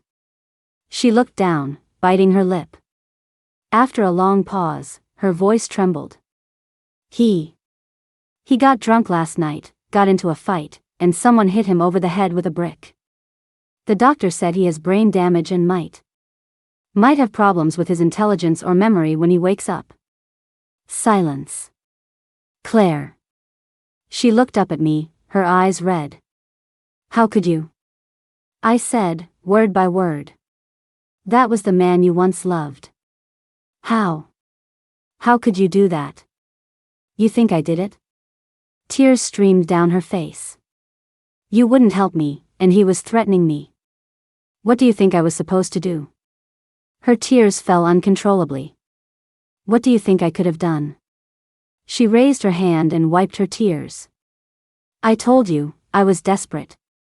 If you had just agreed to pretend to be me and calm him down, I wouldn't have had to go to my parents and tell them everything that happened a year ago. I had no other choice. What did you say? You told them everything? Yes, she wiped away a tear. I told them everything. I'm just grateful that Dad was willing to clean up this mess for me. He arranged for those thugs. Logan. He couldn't control himself. He got drunk, and they provoked him a little, and he threw the first punch. And me? I asked softly. What are you planning to do with me now? Kathy. She grabbed my hand. Don't be like this. I admit. Her tears started flowing again. I admit I arranged everything today. But think about it, isn't this the best possible outcome? I have no right to question my father's decisions, but Kathy, my dad. He was planning to do something much worse to you. I begged him, and Mom begged him too, and that's why it turned out like this. Kathy, you're my own sister. We have the same blood, the same face. I will protect you. I really will. I just looked at her, tears streaming down my cheeks. She reached out and gently wiped my tears away. Kathy, believe me, this really is the best ending. I set this up today just to make you realize that life isn't a fairy tale. Even if you told Liam the truth, he wouldn't choose you. I didn't say anything. She tilted her head back, took a deep breath, and gripped my shoulders. My dear sister, how can you be so naive? After seeing you like this today, do you think he would still want you, even if he knew the truth? Don't you see? No matter what, once he knows about your past, he will never want you. I just used this way to make you see it clearly. Stop talking, I said softly. Claire, just stop. Kathy, she hugged me tightly. Believe me, things will get better for both of us from now on. I know you hate me for what I did today. But I just wanted you to be able to show your face in public again. You won't have to get plastic surgery or hide anymore. You can come back to H City with me, we can bring Dad over too. You can get a good job in H City, we can see each other often, you can even see Mom. Kathy. She let go of me, her face covered in tears. Isn't that better? She asked me, isn't that better? I looked at her silently, unable to say a word. Her phone suddenly rang. She composed herself and answered, Liam. Okay, Kathy's awake. We're in the room. Hanging up, she stood and dried her tears. Liam's on his way. Kathy. She took a deep breath. If you want to tell him the truth, I won't stop you. But let's say he even believes you. Do you think he'd be more likely to hate you and me for deceiving him, or to marry a woman who was just sitting on another man's lap, scantily clad, feeding him drinks? Once you say it, there's no going back. Then, Liam won't have anything to do with you, and the Lowe family won't let you off either. At that point, I really won't be able to help you. Believe it or not, she said with her back to me, I really do want what's best for you. After a little while, there was a knock on the door. Claire went to open it. Liam was standing there, holding a bag. My gaze went past Claire to Liam. He looked at me, I looked at him. Our eyes met, but neither of us spoke. Claire looked at him, then at me, and suddenly smiled. Look at me, you two haven't been properly introduced. Kathy, this is my husband, Liam. You've seen his picture. Liam, this is my sister, Kathy. I looked at Claire. She kept a smile on her face, but her fingers were nervously twisting together. Then I looked at Liam. After a long silence, I opened my mouth. Hello, I said softly. Brother-in-law. The tension immediately left Claire's face. She smiled and walked over. You must be hungry. Liam brought food. Eat something and get some sleep. Claire helped me to the sofa, and Liam placed the food containers on the coffee table one by one. Liam, did you get this from the hospital? Liam shook his head. The hospital cafeteria food is bad. I went to a restaurant and had them make it fresh. With that, he placed a container of stir-fried pork with peppers in front of me. Spicy food always makes me break out, but stir-fried pork with peppers is my absolute favorite. The bright green peppers with shredded pork were the best remedy for a bad mood. The chef had been thoughtful and added strips of egg. Just then, a pair of slender hands reached over and moved a container of stir-fried loofah in its place. Loofah is light. You should eat more of this, Claire said with a smile. I nodded. The three of us ate in silence. Claire, I said softly, after I go back to H-City with you, I want to find a job. Claire froze for a second, then immediately put down her chopsticks. That's a great idea. I've always wanted you to get a proper job. But I don't have a diploma, I said quietly. I've tried looking before, and it's hard. There are college graduates everywhere. I couldn't even find one in the county, let alone in H-City. So, is it possible? I paused, then said softly, is it possible to get me a job at the Low Corporation, like an entry-level clerk or something? Well, Claire hesitated. I'll take a lower salary. I just want to get some work experience. I looked at her. If it's too much trouble, then forget it. I'll try to find something on my own. No, it's not that, Claire took my hand. I'm just worried about Dad's side. After all, we look exactly alike, and a lot of people at the corporation know me.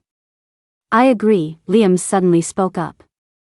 Going to the Low Corporation isn't a good idea.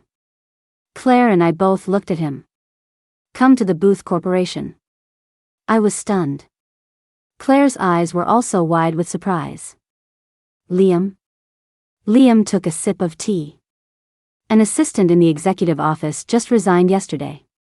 Do you know any basic English? I nodded. Liam, Claire tugged at his arm, I know you're trying to help, but Kathy didn't even graduate from high school. I'm worried she won't be able to handle a job as an executive assistant and will just cause trouble for you. I paused, not saying anything. The truth was, I was very good at English in high school and had won a national competition. After dropping out, I barely had time to touch a book and had forgotten a lot.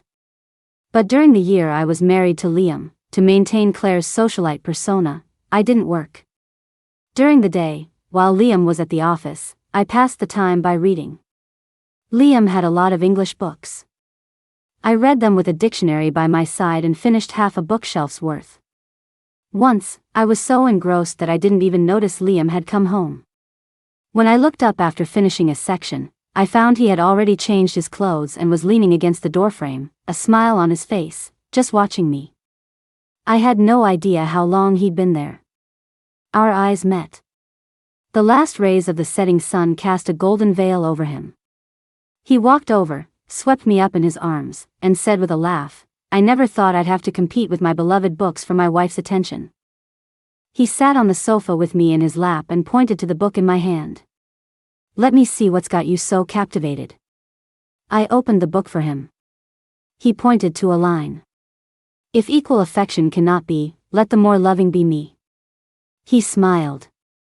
What does it mean? I blushed. You already know. Why are you asking me? With one hand, he tucked my hair behind my ear, his kisses trailing downwards. That night, he carried an exhausted, sleepy me back to the bedroom. Just before I fell asleep, I heard him whisper in my ear, Honey, let the more loving be me. A loud clatter brought me back to the present. A water glass had tipped over. Claire was frantically wiping the table with tissues. Liam took a few tissues and helped her dry her hands, his voice gentle. Look at you, so clumsy. After cleaning up the table, Liam said to Claire, Let's settle it then. Your sister has no work experience, so it'll be hard for her to find a job elsewhere. And given her situation, if you ask for favors at other companies, your father-in-law might not be happy. Let her come to the Booth Corporation to learn for a while. Only a few senior executives there know you, so it's better for you too. After a year or so, it will be easier for her to find another job. Then, he turned to me. The job is simple, just sending and receiving emails. But since you want a job, you have to be serious. If you make a mistake, you'll be reprimanded just like anyone else. Also, he paused, his expression serious, some of your old work habits will have to change. The Booth Corporation has a very professional environment. We don't tolerate any funny business. Oh, Liam, Claire quickly interjected, why are you being so serious? Don't scare Kathy. Kathy, say something. I know. I'll do a good job, I paused. Thank you, brother-in-law. Just then, Claire's phone rang. She walked over to the window to answer it. Mom, I've got Kathy. I'll see. Okay. Liam and I ate in silence. He suddenly looked up.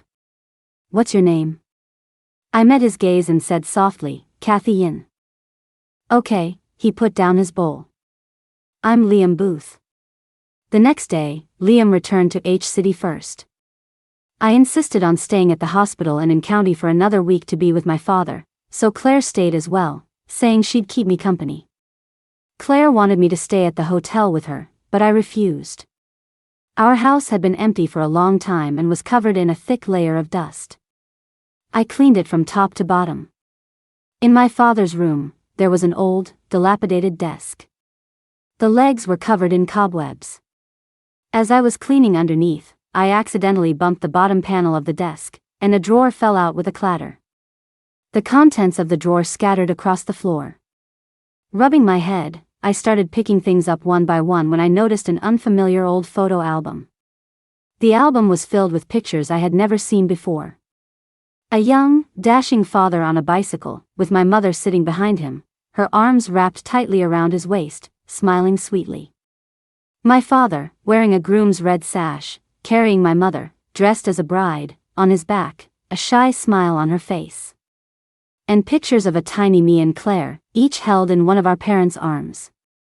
I couldn't tell which one was me and which was Claire. But both of us were smiling happily. I closed the album and was about to put it back when a clipped piece of an old newspaper slid out. It was a newspaper from 10 years ago. The clipping was a news report, H City's low corporation facing major financial crisis, may face bankruptcy liquidation. I didn't know why my father had specifically saved this page. Perhaps it was out of spite for an enemy, but the low corporation didn't go bankrupt back then. Instead, it emerged from the crisis stronger and grew even larger. I gently tucked the newspaper clipping back into the album. Life, indeed, is not a fairy tale. But it's not something you have to passively accept either.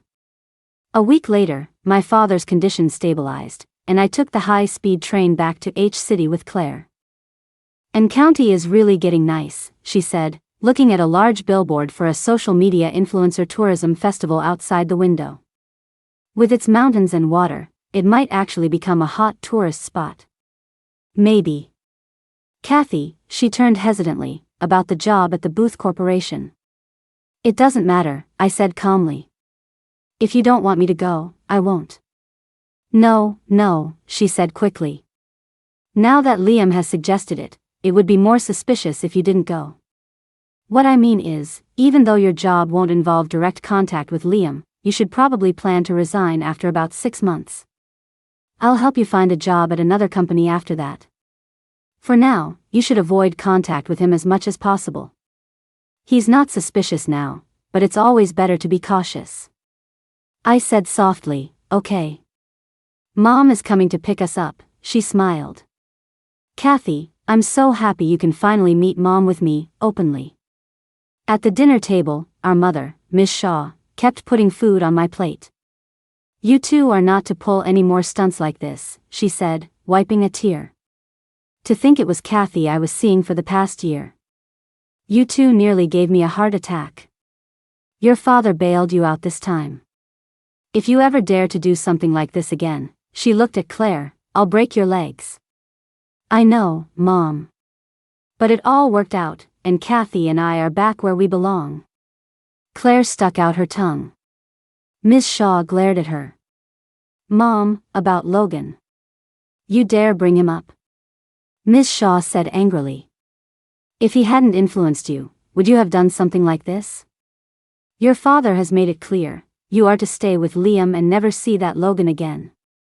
Otherwise, you'll be sorry. Don't follow your sister's crazy ideas. Miss Shaw turned to me, her voice softening. From now on, if you need anything, if you run into any trouble, just tell me. I'll help you. Thanks, Mom. I paused, then nodded. Halfway through the meal, Finn arrived. He was the son of Miss Shaw and Mr. Lowe, my and Claire's half-brother, and the current head of the Lowe Corporation. Well, he pulled out a chair and sat down, looking between me and Claire. You two really do look exactly alike. Miss Shaw served him some food and frowned. What took you so long? What do you think I was doing, dear mother? Finn laughed. You have someone to support you, but I have to support an entire corporation. You think I'm just sitting around all day? Miss Shaw didn't say anything more, just pushed a glass of wine toward him. Toast your second sister. Liam helped you so much last year, and she played a big part in that. Finn casually swirled the wine in his glass. See, I told you Dad shouldn't have handled it this way. Switching back is fine, but our other sister has been with Liam for a year. Just let her stay with him. What do you mean? Miss Shaw frowned. He grinned. Haven't you heard of having your cake and eating it too? They're twins. From now on, brother-in-law can have one on each arm, and they look identical. Just thinking about it is exciting. We're giving him such a great gift. He'll be tied to our Lowe family forever. Finn, shut up. Claire grabbed an apple from the table and threw it at him. Finn, don't talk nonsense, Miss Shaw said sternly. Finn caught the apple, still grinning mischievously. I'm just kidding. Look at you all so tense. He raised his glass. Thanks for everything last year, he winked at me. Second sis. A few days later, I started my new job at the Booth Corporation. Mr. Bernard, the executive secretary, led me to my desk. A few months ago, he had called me ma'am. Today, he called me Kathy. Kathy, this is your desk, he smiled. Don't worry. Mr. Booth and the other senior executives who know about your relationship with your sister have been briefed. You can just focus on your work. No one will know. I nodded. Thank you, Mr. Bernard. There are 5 people in the executive office. You won't report directly to Mr. Booth. If you need anything, just let me know. Okay. After 2 weeks at the Booth Corporation, the work was, as Liam had said, very simple. It was just sending and receiving emails and helping some business departments translate emails into English. Liam was very busy. Even in the office, I hardly ever saw him. My job gave me access to some confidential company emails. I thought for a moment, then typed Lowe Corporation into the search bar. On Friday evening, Claire came to find me. Just before quitting time, she showed up at the office wearing sunglasses, looking very secretive, and pulled me into an empty conference room. Liam told me not to come, she pouted. He said it wouldn't look good if people saw me. I guess he's right, but I still wanted to come see you. How are you? Are you getting used to it? Yeah. Liam, she hesitated, has he asked you anything? Or said anything to you? I shook my head. I've barely seen him since I started working here. She seemed to breathe a sigh of relief. That's good. He's been really busy lately, coming home late every night. Is he not in the office today either?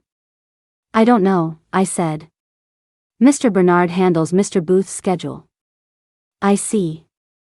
After a few seconds of silence, I asked, Claire, is there something else you came here for? After a long pause, she lowered her eyes. Kathy, I wanted to ask you for a favor. Could you go check on Logan for me? I was taken aback. Didn't you give the hospital my number in the first place? I opened a window for some air. The caregiver hasn't called me, which means he probably hasn't woken up yet. Her eyes turned red, and her voice choked. But he's lying there in the hospital bed all alone, with no one by his side. Kathy, I'm begging you. I don't need you to pretend to be me or do anything. Just go see him for me, please. Just check on him. Okay. She came over and hugged me. Kathy, thank you. Thank you so much. You should be getting off work, right? She wiped the corners of her eyes. Let's go together. We can have dinner. I shook my head. I can't leave yet. The procurement department has an important email to send. The other party is in a different time zone, so I won't get a reply until almost 9 p.m. I have to wait. It was already 7 p.m. when Claire left. When I got back to my desk, everyone else in the executive office had gone home. I was sitting at my desk, staring into space, when Mr. Bernard suddenly rushed into the office. Has Amy left yet? I nodded. She probably just left a little while ago. Is something wrong, Mr. Bernard? Should I call her? He wiped the sweat from his forehead. Never mind. Kathy, since you're here, Mr. Booth is about to finish a business dinner, and his stomach is suddenly acting up. I just called the cafeteria and asked them to make some porridge. Can you go down there now and watch them, and as soon as it's ready, bring it up to Mr. Booth's office? Okay. I went to the kitchen in the cafeteria. The chef saw me and immediately came over. The porridge is already cooking. I lifted the lid. Did you put dried shrimp in the porridge? The chef paused. Yes, for some extra nutrition. He can't have that, I said anxiously. It has to be plain porridge, preferably half millet and half rice. It can't be too thick or too thin. Before I could finish, the chef looked at me with a troubled expression. Miss Yin, I'm actually a stir-fry cook. Everyone else has gone home, so it's just me. What does not too thick and not too thin even mean? I don't want to mess up the boss's stomach. Never mind, I said, seeing his distressed face. I'll do it. I remade the porridge and went upstairs. Mr. Bernard wasn't there. I thought Liam hadn't returned yet, so I carried the porridge to the CEO's office and knocked. To my surprise, Liam himself opened the door. There was a thin layer of sweat on his forehead. He looked at the porridge in my hands and pointed to the coffee table across from his desk. Put it there. I followed him in and placed the porridge on the coffee table. He sat down on the sofa behind it, closed his eyes, and breathed shallowly. The porridge was still a bit hot. I ladled some into a bowl and gently stirred it with a spoon to cool it down. When I looked up, I saw that he had opened his eyes at some point and was staring directly at me. My hand trembled, and I was about to put the bowl down. When my stomach used to hurt, he said suddenly, his voice as light as a feather falling, my wife would feed me with a spoon, one bite at a time. My hand froze. Actually, he smiled, sat up, and took the bowl from my hands. It's not like I'm in so much pain that I can't even hold a spoon. He took a sip of the porridge. I just wanted her to worry and feel sorry for me. The air was silent for a few seconds that felt like an eternity to me. Mr. Booth, I stood up, if there's nothing else. I'm going home now. He nodded. I went straight to the restroom, my whole body shaking. Looking at my reflection in the mirror, I couldn't hold back the tears welling in my eyes. Kathy Yin, you don't have the right anymore, I told myself. He was the man you shared a bed with, and you deceived him for a whole year. You don't deserve his forgiveness. And you certainly don't deserve his love. The next morning, I got a call from the hospital. Are you Logan's family? There are a few forms here that need a family member's signature. Can you come by before 5 p.m.? Okay.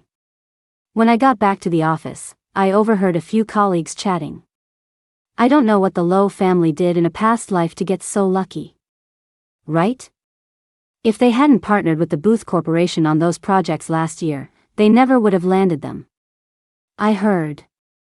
I walked in, and Amy saw me and waved. Kathy, I was just looking for you. The guys from procurement are having a get-together tonight and invited us. You should come. I smiled. I can't. I have something to take care of at home, so I need to take off early. Oh, I see. Amy smiled at the others. Those guys in procurement are going to be disappointed. I looked at her, confused. They all smiled, and Amy winked. That bunch hardly ever invites our office out.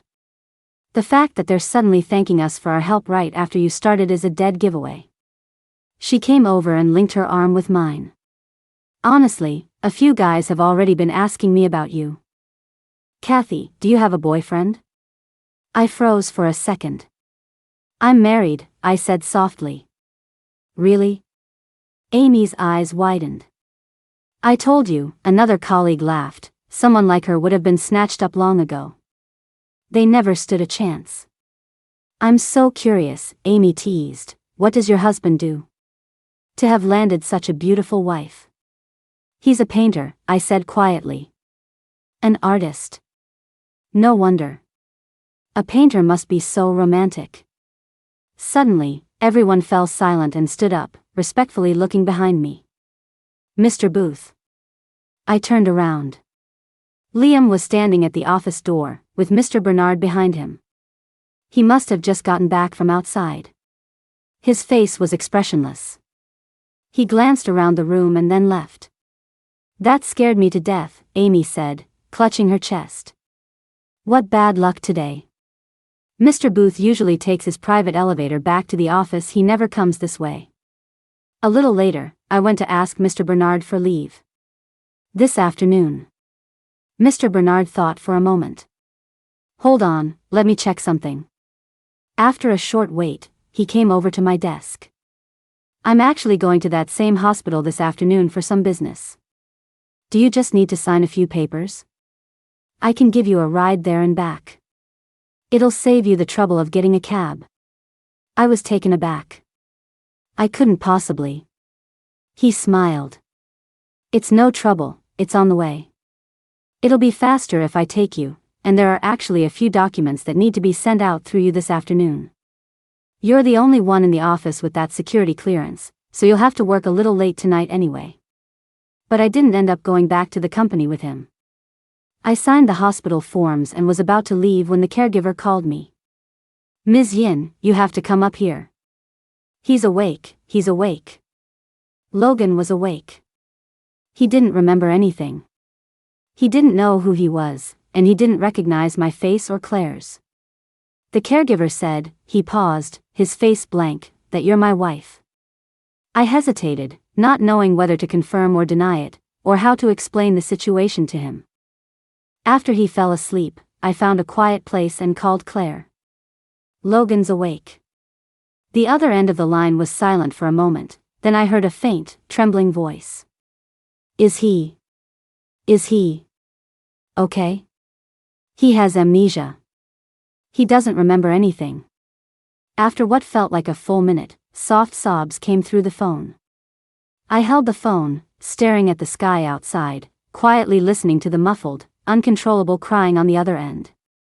I didn't know if she was crying out of guilt, because the man she once loved had forgotten her, or if she was crying tears of joy, finally free to start a new life without any baggage. It was already 7 p.m. when I got back to the company. A lot of work had piled up in the afternoon. It took me 2 hours to sort through and send out all the necessary emails. I suddenly felt exhausted. The office had floor-to-ceiling windows. I rested my head on the desk and quietly watched the city light sparkle outside. After a while, I sat up and pulled up the file on the Low Corporation I had looked at before. What are you looking at? A cool voice sounded from behind me. I jumped and turned around. Liam was standing behind me, holding a cup of coffee. His face was cold as he looked down at me. I was at a loss for words and stood up to face him. Researching the Low Corporation? He took a step closer. That's not part of your job description. If you want to know something, why don't you ask your sister, or even Finn? You won't find much by looking for it in my company, he said with a slight smirk. I forced myself to calm down. I just remembered something and was taking a random look, trying to understand a bit. He chuckled, took a sip of his coffee, placed the cup on the desk, and leaned against it with his arms crossed. "I'm your brother-in-law," he said. "If there's anything you want to understand, anything you want to know, you can ask me." I stared at him, my gaze dropping to the cup of coffee.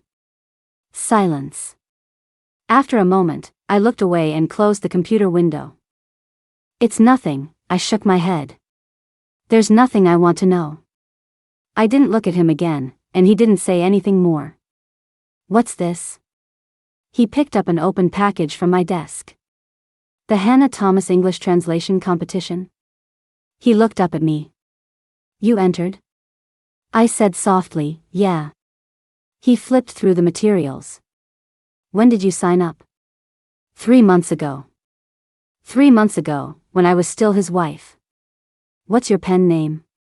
I was taken aback. "What?" "I've sponsored competitions like this before." He took another sip of coffee and put it down. "Contestants usually use a pen name to ensure fairness." "What's yours?" I paused. "It's just a very ordinary name." "Oh." He didn't press further and put down the materials.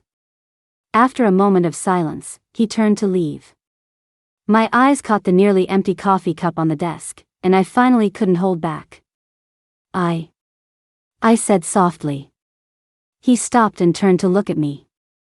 I looked down, that people with sensitive stomachs should drink less coffee.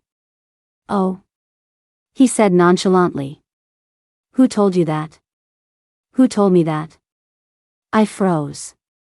It was when we had just gotten married. Only a month into our marriage, I witnessed one of his stomach episodes. A few days later, he came home late from a business dinner, holding a cup of hot coffee he had just bought, already half finished. I took the coffee from him and frowned. I heard that people with sensitive stomachs should drink less coffee. "Oh." He raised an eyebrow. "Who told you that?" I thought for a moment and managed to say, "The internet." He laughed. "My wife," he said, pulling me into his arms and ruffling my hair. "How can you be so cute?" He cupped my face and kissed me. The rich coffee flavor filled my mouth. I'm sensitive to coffee, so I pushed him away and turned my head. "Don't, it'll keep me awake." His eyes curved into crescents as he swept me up into his arms and carried me to the bedroom. After that, I never saw him drink coffee again. What he didn't know was that I really had searched the internet back then. I spent a whole day researching and wrote down all the foods that were good and bad for the stomach in the journal he had given me, committing them to memory. The past and present tangled together. I lowered my head and said softly, "I heard it from someone." "Oh." He picked up the coffee cup, and as he turned, his phone rang. I saw the name Claire flashing on the screen. He answered the call, then turned to me. "Your sister is coming to pick me up. Do you want a ride?" I paused, then shook my head. "No, it's not on my way. The subway is very convenient for me." He nodded, said nothing more, and left. The office was quiet. I heard the ding of the elevator as the doors opened and closed. I sat in my chair for a while, then picked up my phone and sent a message to the translation competition coordinator. "Ms. Tang, sorry to bother you. I was wondering, is it still possible to change my pen name?" The coordinator replied almost immediately. "Once it's registered in the system, it can't be changed. Besides, why would you want to change it? We all think the name Liam Cathy is beautiful. It means clear and bright, just like your translation style. Plus, we're still in the voting stage, and you're currently in the top 3. Changing your name now might confuse the voters." I closed my eyes, feeling a sharp ache in their corners. I didn't see Liam at all the following week. When I came to work on Monday, I got a call from my father's caregiver at 10 a.m. "Ms. Yin, your father. He's woken up." I shot up from my chair, my hand trembling so much I could barely hold the phone. Woken up? An image of Logan's recent condition flashed in my mind, and my voice quivered. Does he? Does he recognize? Does he? After all this time, would he recognize me? Would he remember me?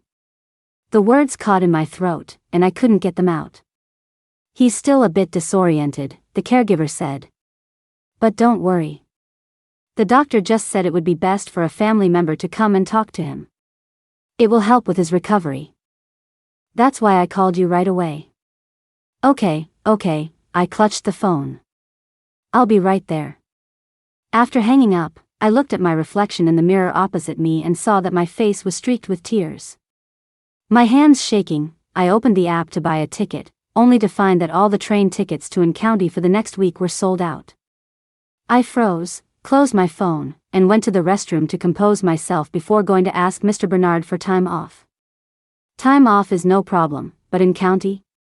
He thought for a moment. They're having a tourism festival there now, right? I saw on the news yesterday that a lot of influencers are snatching up train tickets. Were you able to get one? I shook my head. The train tickets are gone. I checked, and there's a long-distance bus tonight. I'll take the bus. A bus at night isn't very safe, he paused. Kathy, wait a moment. About 10 minutes later, he called me over. Go on. The car is waiting for you at the elevator entrance in the B2 garage. I was stunned.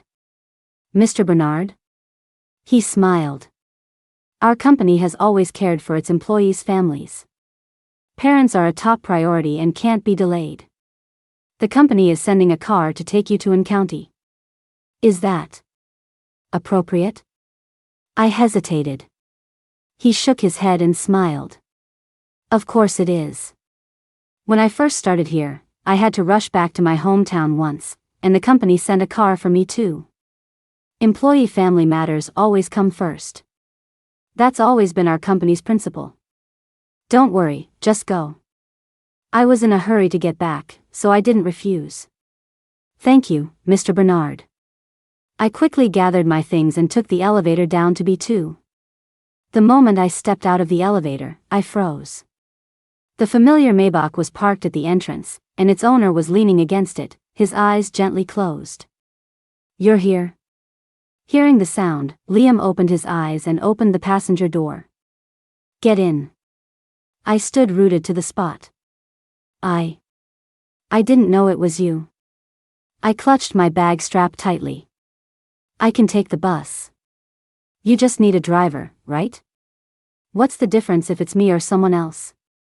He rested his hand on the car door and turned his head. You're Claire's sister, which makes you like a sister to me. It's no big deal for me, your brother-in-law, to give you a ride back to your hometown. I still didn't move. He walked over, took my bag from my hand without asking, and headed for the car. If we leave now, we can make it before dark. I don't want to drive at night. Get in, he said again, his tone leaving no room for refusal. I bit my lip and got into the passenger seat. It was the longest 5 hours of my life. Liam barely spoke the entire way. The air in the car felt solid, making it hard to breathe. The radio was tuned to FM 121. The music station I always used to put on when Liam drove. It used to be my favorite station, but now the music was giving me a throbbing headache. His presence was too close. The familiar yet strange sense of pressure made me turn to look out the window, and before I knew it, I had drifted off to sleep. When I woke up, we had already passed a rest stop. I sat up, and a piece of clothing fell to the floor. It was Liam's coat. You're awake? He said, his eyes fixed on the road. If you're hungry, there's a burger in the door compartment. I got it at the rest stop. It's still warm. I nodded and unwrapped the burger, only to find that all the green peppers had been picked out. We arrived in County around 6:30 p.m. I glanced at him driving and said softly, "Thank you. For today. You can't go to the hospital tonight anyway. Which hotel did you stay at last time? I can go check you in." He stared straight ahead, only speaking after a long pause. The hygiene at that hotel last time was terrible. I didn't sleep a wink. Then I'll look for another one. That was the best hotel in town, he frowned. And with the tourism festival going on, it's unlikely any hotel will have a room tonight. I was taken aback. I hadn't thought about this when I got in the car. Your house. He parked the car in front of my home. There's another room, your father's old room, right? He turned, his expression helpless. If you really want to thank me, just let me stay here for one night. I brought Liam back to my house. I had cleaned my father's room the last time I was back. I got out clean sheets for Liam and went to the small market at the entrance to buy him a new set of toiletries. He was probably tired from the 5-hour drive. He closed his door and went to sleep early. I lay in bed, exhausted, but I couldn't sleep no matter how hard I tried. The next morning, when I got up, he was already in the living room. A pile of certificates was scattered on the table in front of him. They were all the awards I had won before I dropped out of high school. Sorry, he said, looking up at me. It was a bit hot last night, and I was looking for a thinner blanket in the cabinet when these fell out. He started organizing them one by one. These were probably arranged by date originally. It was too dark last night, and I was tired, so I didn't have time to sort them. I only realized they were awards this morning. Don't worry about it, I went over and stacked the certificates together.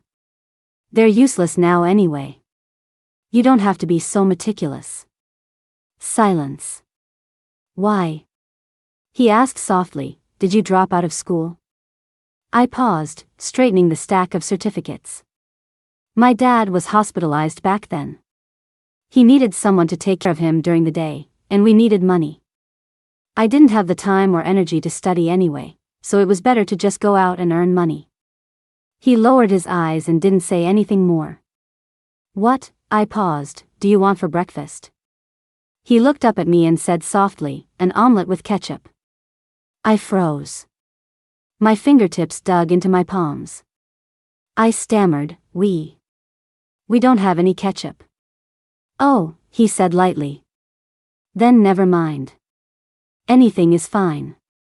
I went to the kitchen and started making porridge, my mind in a turmoil. An omelet with ketchup was my favorite breakfast, and it was the first breakfast I ever made for Liam after we got married. It became a sort of ritual. The morning after he returned from a business trip, I would always wake up early to make him an omelet with ketchup. He loved to come up behind me while I was cooking, wrap his arms around my waist, and nuzzle my neck, refusing to be shooed away. You're not even helping, I would always say with a laugh. Let go. Don't distract me. No, he would say like a spoiled child, holding me tight. I'm not letting go. The sound of familiar footsteps approached from behind. I stiffened. He walked up behind me, his presence so close it was terrifying. I was rigid, wanting to move but feeling as if I were paralyzed. Do you have a glass for water? He asked from behind me. I couldn't find one in the living room. I closed my eyes, took a glass from the cabinet, and handed it to him. My hand was already trembling. After breakfast, Liam drove me to the hospital. Seeing the person in the hospital bed, the tears finally came. Dad. My father was propped up in bed. He reached out a trembling hand and touched my head. Kathy. He said, his mouth barely opening. You're all grown up. I held his hand tightly, sobbing uncontrollably. Dad. Is okay now. He raised his other hand and gently wiped away my tears. His gaze shifted upwards and landed on Liam. This is. I wiped my tears. This is. My sis. Sis. Dad, Liam said, stepping forward. My body went stiff. My father was stunned too. Good. In an instant, a look of relief washed over my father's face. He squeezed my hand. Good. That's wonderful. He beckoned Liam over, took his hand, and placed it on top of mine. Kathy has been through a lot. Tears welled up in his eyes. You have to treat her well. Liam nodded. Don't worry, Dad. After talking with my father for a little longer, Liam and I left the hospital room. Just now. I know, he said before I could finish, letting out a long sigh. Your father just woke up. I figured since he already made a mistake, it would be better for his recovery if he thought you were doing well. Besides, he looked down and smiled, it's not wrong for me to call him Dad. Claire is his daughter too, right? We can explain it all later. Okay, I nodded. You're heading back this afternoon, right? He checked his watch. It's already noon. I'll leave tomorrow morning. You still have to meet with the doctor this afternoon, right? Your father will probably find it strange if I suddenly leave. I'll stay here, chat with him. If anything comes up, I can help. It was already 5 p.m. when we left the hospital again. Is the beer from County famous? Liam asked suddenly, looking at a sign by the road. I looked over. There was a brewery in County, but it only sold locally. Since I'd been back, I'd noticed a lot more signs, probably trying to build the brand during the tourism festival. Liam went over and bought 2 bottles of beer. He smiled. I was in such a hurry last time, I didn't get to try it. Back at the house, he opened a bottle and started drinking. I watched him down half the bottle in one go, wanting to say something but holding back. I got up, went to the kitchen, washed some vegetables, and started making dinner. Need any help? He came into the kitchen and picked up the knife I had left on the cutting board. Let me help you chop the vegetables. I was about to say no when I heard him cry out. I turned around to see a drop of blood welling up on the tip of his left index finger. In a panic, I dropped the vegetables and rushed over. You don't even know how. Why were you trying to chop anything? What do we do? I was so anxious I was on the verge of tears. I don't know if there are any bandages in the first aid kit. I let go of his hand and frantically rummaged through the kit in my father's room. I found some bandages, but they were long expired. I had no choice but to use one anyway. Should we go to the hospital to get it disinfected? As I was applying the bandage, I said, I don't know how deep the cut is. Why are you so care? Before I could finish the word careless, he suddenly pulled me with great force, pinning me against the wall. I stared at him, stunned. Before I could react, his uninjured hand shot up to cup my chin. His eyes burned with a fiery intensity, and his lips were about to descend on mine. I shut my eyes in fear. But just as our lips were about to touch, he stopped. Our noses were touching, our breaths mingling. I opened my eyes. We looked at each other, and my whole body was shaking. He stared at me for a long time, then slowly let go. Sorry, he said, taking a step back. I was a bit drunk. I mistook you for someone else. His downcast eyes held no warmth. He turned to leave. I leaned weakly against the wall, watching his retreating figure, my heart pounding. Liam. He stopped but didn't say anything. Don't do this, my tears started to fall. Please don't do this anymore. Don't torture me like this anymore. You already know everything. Why? Why are you still being so good to me? Why don't you ask me anything? Why aren't you blaming me? Why don't you hate me? Why are you still pretending like nothing happened? What did you call me? He asked, his back still to me, each word deliberate. Liam, I looked at his back, shaking my head, tears streaming down my face. He spun around, pulled me into his arms, cupped my face with both hands, and looked at me intently. Kathy Yin, do you know who you're calling? I closed my eyes and nodded, crying. Liam, Liam. After a long sigh, his kisses rained down on me. I was completely engulfed by his presence, a release of pent-up emotion, a long overdue indulgence. After what felt like an eternity, he finally let me go. He rested his forehead against mine and asked, what else? Tears streamed down my face. I shook my head, unable to speak. He leaned in, kissing away the tears on my face, his own eyes red as he looked at me. What else? He asked again. The walls I had built around my heart finally crumbled. The tears wouldn't stop. I looked at him, sobbing uncontrollably. Husband. The next day, I woke up in Liam's arms. Last night, he had held me tightly, making me call him husband over and over again. Honey, he gently stroked my face, his voice hoarse. You know I've been waiting for you to acknowledge me, right? Why aren't you mad at me? I couldn't stop crying. I deceived you. Why aren't you angry? I was angry, he said, pulling me into a tight embrace with a sigh. I was so angry. Angry that you didn't tell me, angry that you just switched back without a second thought, without any hesitation. He stroked my hair. I was even angry at myself, wondering if I had given my heart to the wrong person, but then I was angry that I couldn't let you go.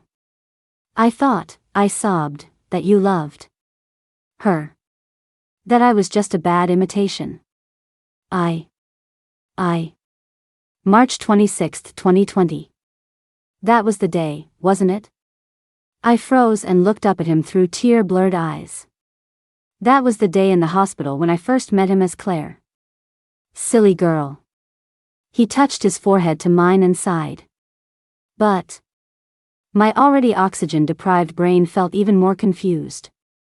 Before that, you clearly, you were very much in love with Claire. But he didn't let me finish the question. Under his passionate assault, my mind went blank, losing the ability to think about anything at all. After a long time, I lay limp and exhausted, my eyes closed, drifting off to sleep. Honey, if you found out, his chin gently brushed against my forehead, that I'm not actually a good person, would you still love me? I opened my tear-filled eyes and stared at him, confused, not understanding what he was saying. Go to sleep, he placed a kiss on my forehead. Get a good night's sleep. I ended up sleeping until almost noon. I hadn't slept that late in a long time. I sat up, my body slightly sore, and checked my phone. I had 3 missed calls from the caregiver from the morning. My heart sank, and I quickly called back. Ms. Yin, it's nothing. I was just calling to let you know that the hospital is being disinfected this afternoon, so there are no visiting hours. I wanted to see if you were still planning to come this morning. Yes, I am. I hung up and frantically looked for my scattered clothes on the floor. Suddenly, a strong arm pulled me back into a warm embrace. My chin was gently lifted, and the gasp on my lips was silenced. After a long kiss, he stroked my hair. I'll take you to the hospital first, then I'll go get us some lunch. What do you want to eat? I thought for a moment and looked into his eyes. Stir-fried pork with peppers. I wrapped my arms around his neck. With egg. His eyes crinkled into a smile, and he kissed my forehead. Okay, whatever my wife wants, she gets. When I got to the hospital room, the caregiver was chatting with my father. Oh, you are so blessed to have 2 such wonderful daughters, and both so beautiful. When you were in critical condition last time, they both came to watch over you. They look so much alike, I can't tell them apart at all. She looked up and saw me, then quickly stood up with a smile. Ms. Yin, you're here. I'll go do the laundry then. I sat by the bed. My father raised his hand and touched my eyes. Why are your eyes so swollen? I smiled and held his hand. It's nothing, I just didn't sleep well. Your sister. I paused, then nodded. I saw them. My sister, and my mother. He nodded, closed his eyes, and sighed. Kathy, it's Dad who has let you down. When I came out of the hospital room, Liam was just arriving with our food. I've confirmed with both hospitals. The one in H City also suggests that since your father is awake, it's better for him to stay here for observation for a while. We can transfer him once his condition is more stable. I nodded. Okay. What's wrong? He asked, looking down at me. My dad. I hesitated. He told me some things about the past. Oh. Liam took my hand and sat with me on a bench in the hospital corridor. What things? He told me. Not to resent my mother too much. He said that when I was little, she actually came back once with Claire. But at that time, my dad had just lost his job at the factory after a fight and was drinking all day. So when she came back, my dad blamed all his misfortune on her and drove her away. After that, she never came back. Just moments before in the hospital room, my father had held my hand, tears streaming down his face, and said, "Kathy, I've thought more than once that if I hadn't driven your mother away back then, you would have had a much better life. You wouldn't have had to suffer so much with me." Liam put his arm around my shoulder. "Honey, it's all in the past." "I know," I leaned on his shoulder. "I just find it a little strange." "What's strange?" I sat up straight. "Isn't it a coincidence? My dad was provoked by someone at the factory, which led to the fight. And right at that moment, my mother regretted her decision and came back with Claire." Liam thought for a moment. "Are you saying?" "And Logan," I said. "Logan also got into a fight and ended up in the hospital. Just like my dad back then. I feel like the Lowe family." "What?" I looked up. "Are you suspecting that your father being provoked, getting into a fight, and being fired back then might also have been related to the Lowe family?" I nodded, hesitating. "Am I being too paranoid?"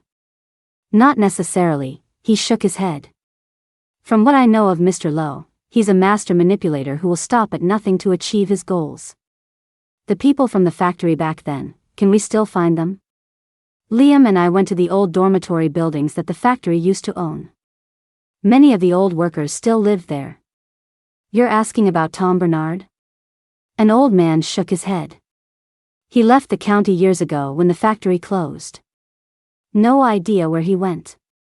Liam and I exchanged a look. I sighed. "I guess it's been too long." The old man's eyes scanned my face. You wouldn't happen to be Henry Yin's daughter, would you?" I was taken aback, then nodded. "Sir, you know me? I can tell by your face. You look so much like your dad," he laughed. "After all, there aren't many people this good-looking in our small town." "You're looking for Tom Bernard?" The old man narrowed his eyes. "Is this about what happened back then?" "Sir, do you know something about the fight between my dad and Tom Bernard that got him fired?" I asked eagerly. "Oh, that." The old man cleared his throat. "Well, I know a little something."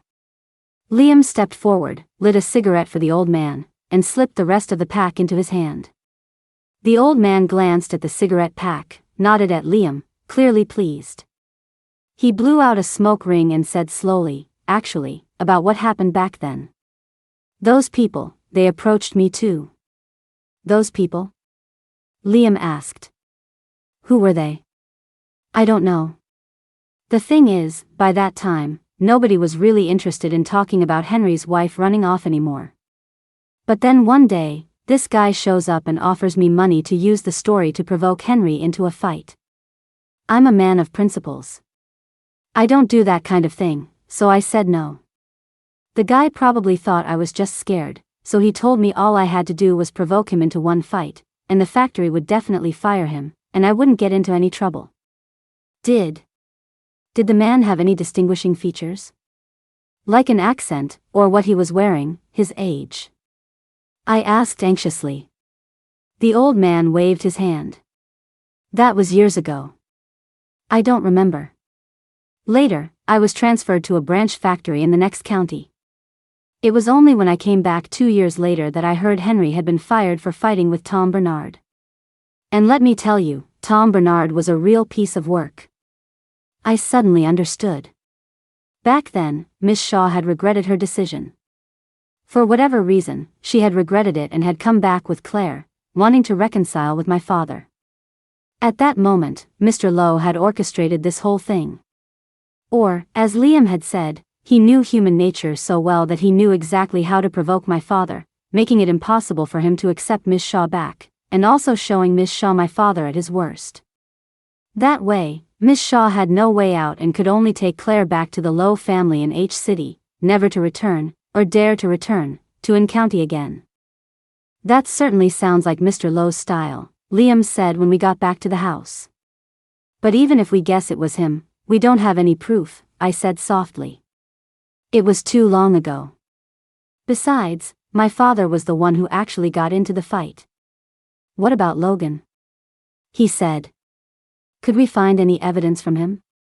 I paused, suddenly remembering that the hospital had given me Logan's phone and wallet. I just never had a chance to look through them. When we get back to H City, I'll look for it. Speaking of which, something else occurred to me. You. I walked over to him, hesitating. You've been gone for 2 nights. My sister. Won't she? Don't worry, he turned and pulled me into his arms. Nothing ever happened between me and Claire. He paused. I think she's probably happier that I'm not there. What do you mean? I didn't understand. He sighed. Do you think it's a pleasant experience for 2 people who don't like each other to live under the same roof every night? Then he smiled. Look, has she called or texted me even once these past few days? I stared at him, still not understanding what he meant. He pulled me down to sit beside him. Actually, he let out a long breath, the business alliance marriage with the Lowe family isn't what you think it is. The year before last, when I had just taken over the Booth Corporation, several of our cross-border partnerships ran into trouble. I knew that 70% of the Booth Corporation's business was in cross-border trade. At the time, these issues caused a huge stir. The market was filled with negative talk about the corporation and doubts about my abilities. Several senior members of the board started to challenge me, demanding the dismissal of senior management. I investigated for a long time and found out that the Lowe Corporation was behind it. The Lowe Corporation? I was stunned. Why would they do that? 2 reasons. First, the Lowe Corporation had always wanted a piece of the cross-border trade pie. The best resources and clients in that sector have always been firmly in our hands. Second, Mr. Lowe's health was failing, and before he handed the company over to his son, he wanted to use this to negotiate terms with us. I had just taken over the company then, and it was indeed my carelessness that gave Mr. Lowe an opening. During the negotiations, the Lowe Corporation proposed a business partnership and a marriage alliance. What they really wanted was to take half of our market share. So, you and my sister. She didn't want it, and neither did I, he said, shaking his head and pulling me into his arms. But I had no choice. The Lowe Corporation doesn't play clean. If I hadn't shown my willingness to cooperate with the marriage, they would have made their move, and our company would have been seriously damaged. I couldn't let the company my father and his generation worked so hard to build be destroyed on my watch. The Lowe Corporation has always been ruthless. Years ago, when they were on the verge of bankruptcy, a close friend of my father's was used by them. They transferred their debts under the guise of a partnership, and it ended up destroying his family. This has always been a source of pain for my father. And this time, they set their sights on us, trying to cause trouble right after I took over. My only option was to play along, let them think they were winning, and then slowly fight back.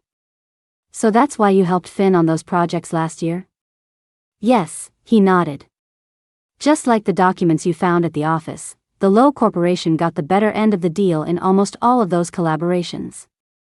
But in the process, I got what I wanted too. I learned some of their financial secrets. Finn is too arrogant and aggressive. He was so eager to take over our market to prove himself that he made it easy for me to find his weaknesses. Over the past year, I've been diversifying our business portfolio, planning expansions into the restaurant and entertainment industries to spread out the risk.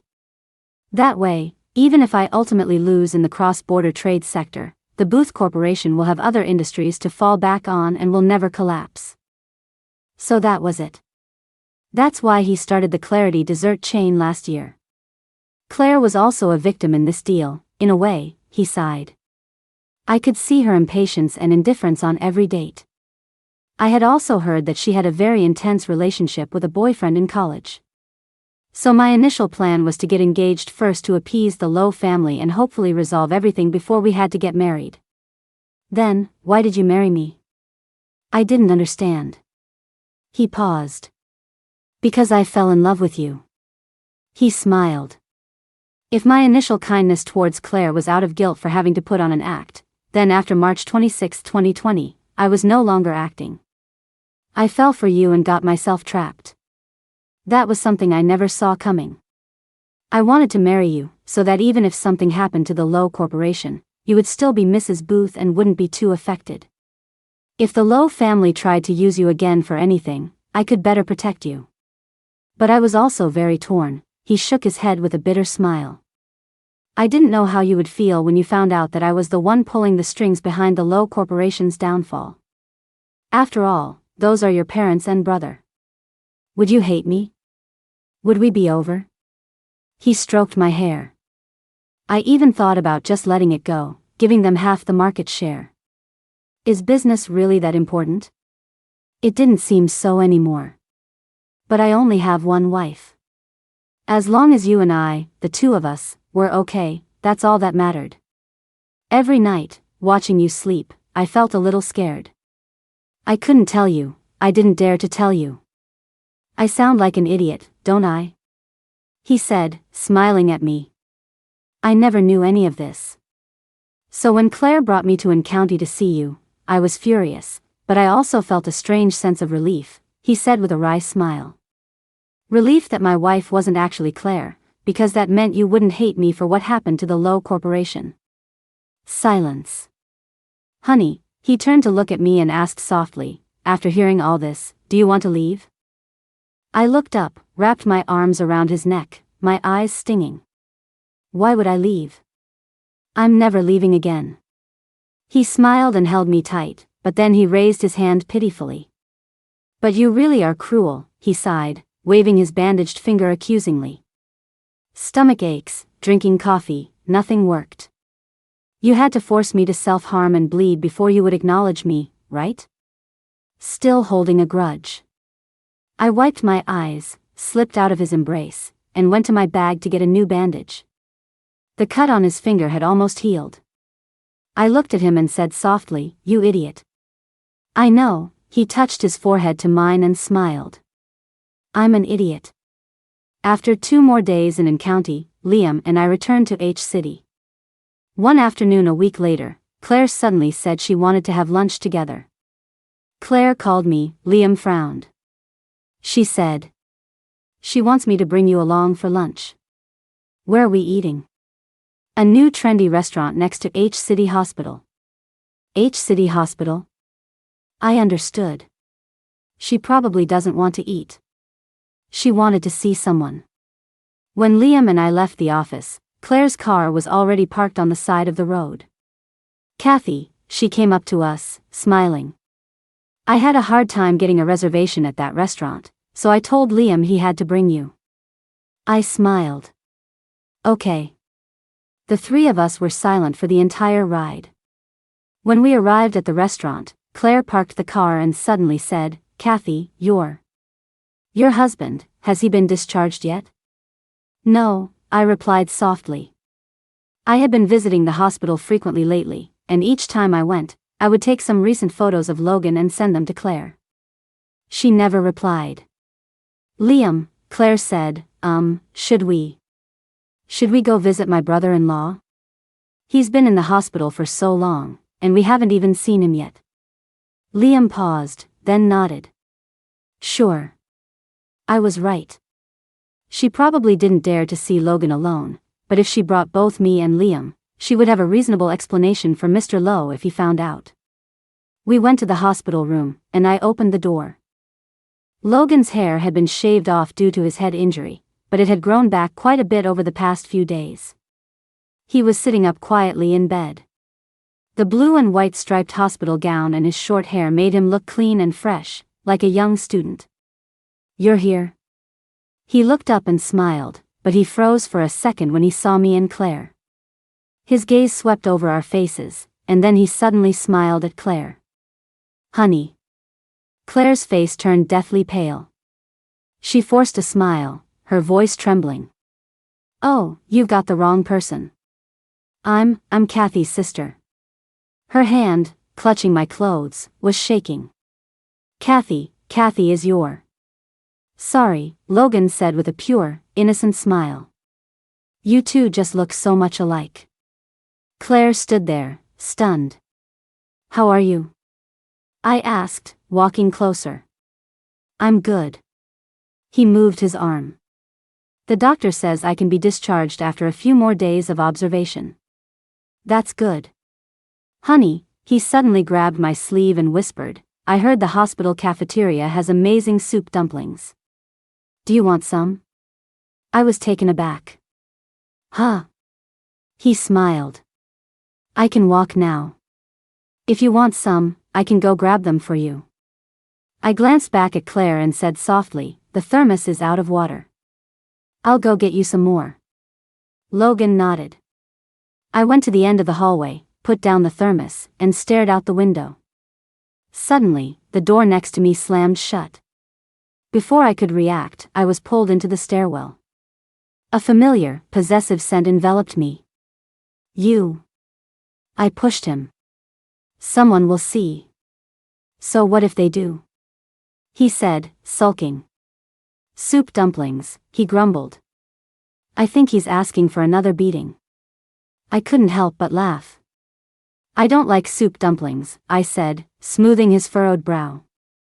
I only like eating omelets with ketchup with you. Someone else was the one who liked soup dumplings. When I returned to the room with the thermos, Claire was just coming out. Her eyes were as red as a rabbit's, and there were still tear stains at their corners. If Liam calls back, tell him I had to leave for something. I nodded. Okay. I opened the door and went inside. Logan was sitting quietly on the bed. What did you say? I asked, sitting down. I told her the truth, he said with a bitter smile. The door opened, and Liam walked in. I told her I don't have amnesia. You. He smiled. I told her I respect her decision and won't bother her anymore. We were both immature before, did a lot of stupid things in the name of love, and hurt each other. Now that I've had a near-death experience, I've figured a lot of things out. I'll be leaving H-City a few days after I'm discharged. Logan didn't have amnesia. The day I called Claire, after I went back to the room, it was just the two of us. I was about to leave when he suddenly grabbed my sleeve. Kathy, he looked at me. I just want to see her one more time. The amnesia was just a ruse to protect himself, but even so, he still wanted to see her. He was stubbornly persistent. He looked at Liam. Was the video useful? Liam walked over. You were on the ground, so the phone just happened to record what was happening. It was chaotic, but it captured the faces of those guys. With today's technology, the police should be able to find them and trace it back to who was behind it. Good. He nodded and turned to me. Kathy, thank you. Tomorrow. Let's go get a divorce. Can you walk now? Liam asked suddenly. Logan was stunned. Yeah, I can. Liam checked his watch. The county clerk's office is still open. Let's go. We'll do it today. 3 days later, Claire called me. Months later, we were sitting in that old white car again. I don't want to be with Liam. I didn't say anything, just looked at her. Kathy, she turned to me, let's switch back again, okay? What? I'll be Kathy Yin again, and you can be Claire. We'll just pretend the last few months never happened. Claire, I cut her off, we can't switch again. No, she said urgently, I won't make you switch back this time. Really, Kathy, I've thought it through. I'm never going to be Claire again. She was stunned. Why? Don't you love Liam? You clearly. Kathy Yin is Kathy Yin, I shook my head. I'm not going to pretend to be someone else anymore. She stared at me, dumbfounded. I can't get over him, Kathy, she cried. I knew I shouldn't have seen him. He's like a curse. The moment I see him, I can't leave. If you can't get over him, I said softly, then go to him as Claire. What are you saying? Her eyes were red. How could I possibly? Claire, I looked at her, you need to learn to solve your own problems. You can't spend your whole life running away or relying on others to get what you want. You ran away with Logan, that was an escape.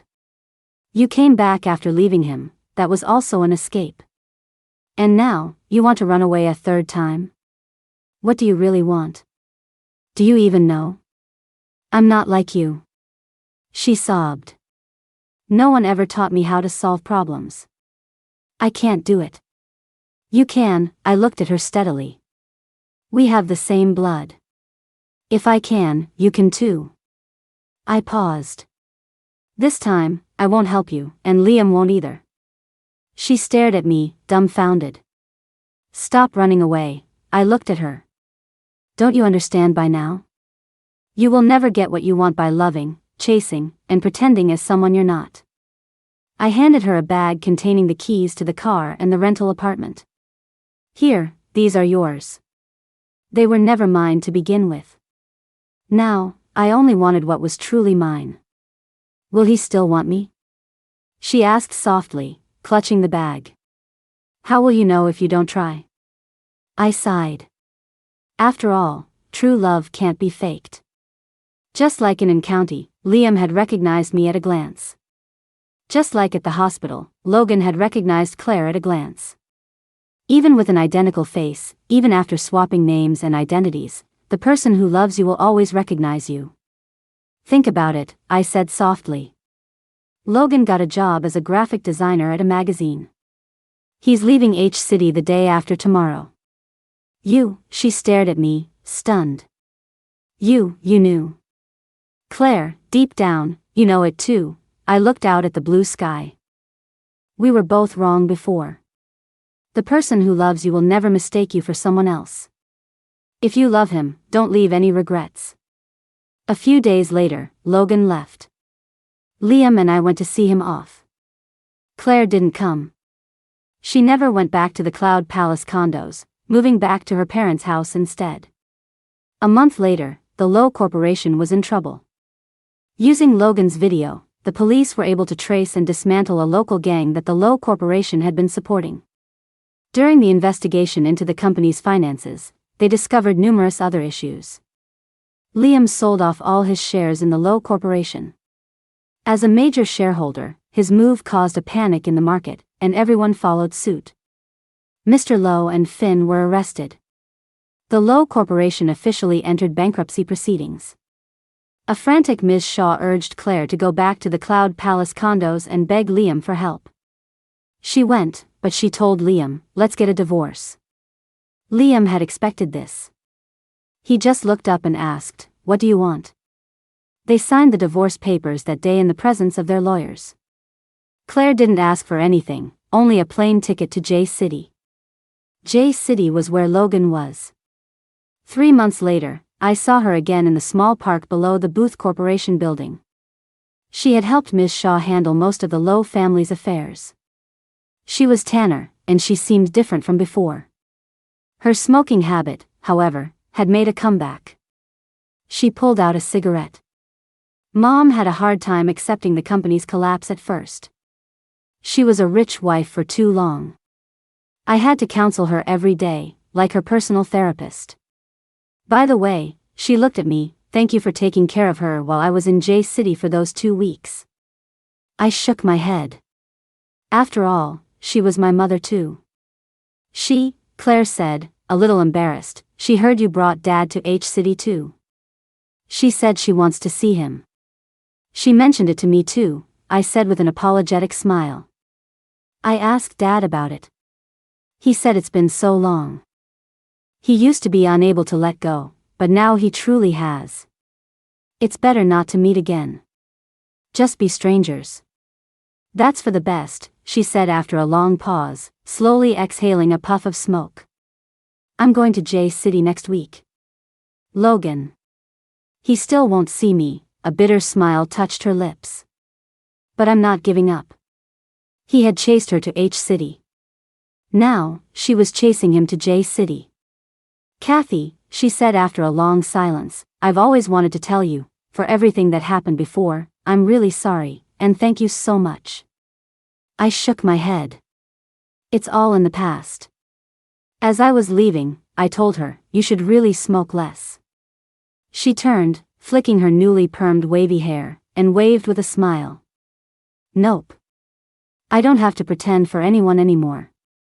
Still as willful as ever. After Claire left, I sat on a park bench, waiting for Liam. A few moments later, I saw him walking over, holding a package. "What's that?" I went up to him. "It was delivered to the office today." He placed the box on the bench. "It's from the translation competition organizers." I opened it. Inside was a first-place trophy and a job offer letter. "So," he stroked my hair, "can you tell me now what pen name you used?" "You really don't know?" I tilted my head with a smile. He pulled me into his arms, his voice soft and gentle. "I do, but I want to hear you say it." I wrapped my arms around his neck and met his smiling eyes. "Liam Kathy." Liam Kathy, meaning clear and bright. A clear and bright true love is never mistaken. Epilogue. At 5 p.m., Liam finished his meeting and rushed home. "Mr. Booth has been leaving on time lately, hasn't he?" Amy cautiously asked Mr. Bernard. Mr. Bernard just smiled and said, "Mr. Booth is a family man." As a competent secretary, he didn't say more. What he really wanted to say was that his wife was 5 months pregnant with twins, and if she didn't chase him out of the house every day, Mr. Booth wouldn't even want to come to work. It was a blessing they still saw him at the company at all. The moment Liam got home, he went straight to the study. Sure enough, he saw his wife at the desk, her pregnant belly prominent, still translating materials. After the Hannah Thomas translation competition, Liam Kathy's translation skills were unanimously recognized by the judges. Kathy Yin received an offer from a publishing house and has since translated several collections of English poetry. "You're back." Kathy heard him and looked up with a smile. "Didn't you say you had dinner with an old classmate today? Why are you back so early?" she said, preparing to stand up. "The reservation is at 7, Liam said, helping her up with extreme care. "I wouldn't be able to eat in peace without seeing you first." "No more work tonight," he said bossily, gathering the books on her desk. "Only fun and rest are allowed." Her eyes crinkled into a smile. I know. You should go now. Isn't this your best friend from college?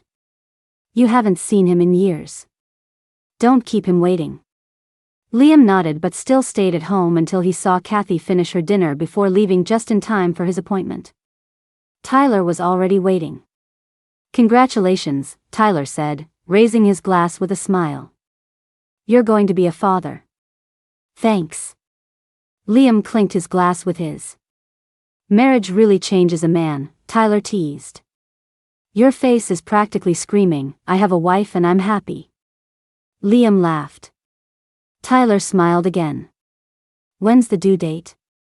"As the godfather, I need to prepare the gifts in advance." "You'll need to prepare too," Liam said with a smile. "Twins?" "Yeah, so they might come early." Tyler laughed heartily. "Then you better be prepared. I hear many parents can't even tell their own twins apart." They reminisced for a while longer. Knowing that Liam was anxious to get back to his family, Tyler didn't keep him long. After parting ways with Tyler, Liam went to Clarity Desserts to buy a cake for Kathy. While waiting for the cake, his gaze fell on a seat by the window, and he couldn't help but think of what Tyler had said. Many parents can't even tell their own twins apart. He shook his head and smiled. Twins. It really was true. 3 years ago, right after he had taken over the Booth Corporation, trouble started. The company was embroiled in several contract disputes that caused a huge public stir. "Someone is deliberately targeting us," his father had told him at the time. "It's all in cross-border trade," Liam mused. "Right now in H City, the only one who wants to compete with us in that sector, and has the ability to, is probably the Lowe Corporation. The Lowe Corporation has never played clean, his father said thoughtfully. I heard Mr. Lowe is sick and preparing to retire. He's probably trying to take us out before he hands the company over to his son.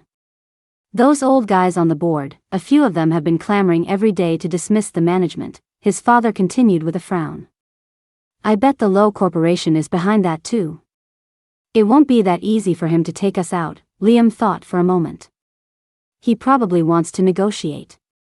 His father pondered for a long time, then looked up. What do you think we should do? Father and son looked at each other.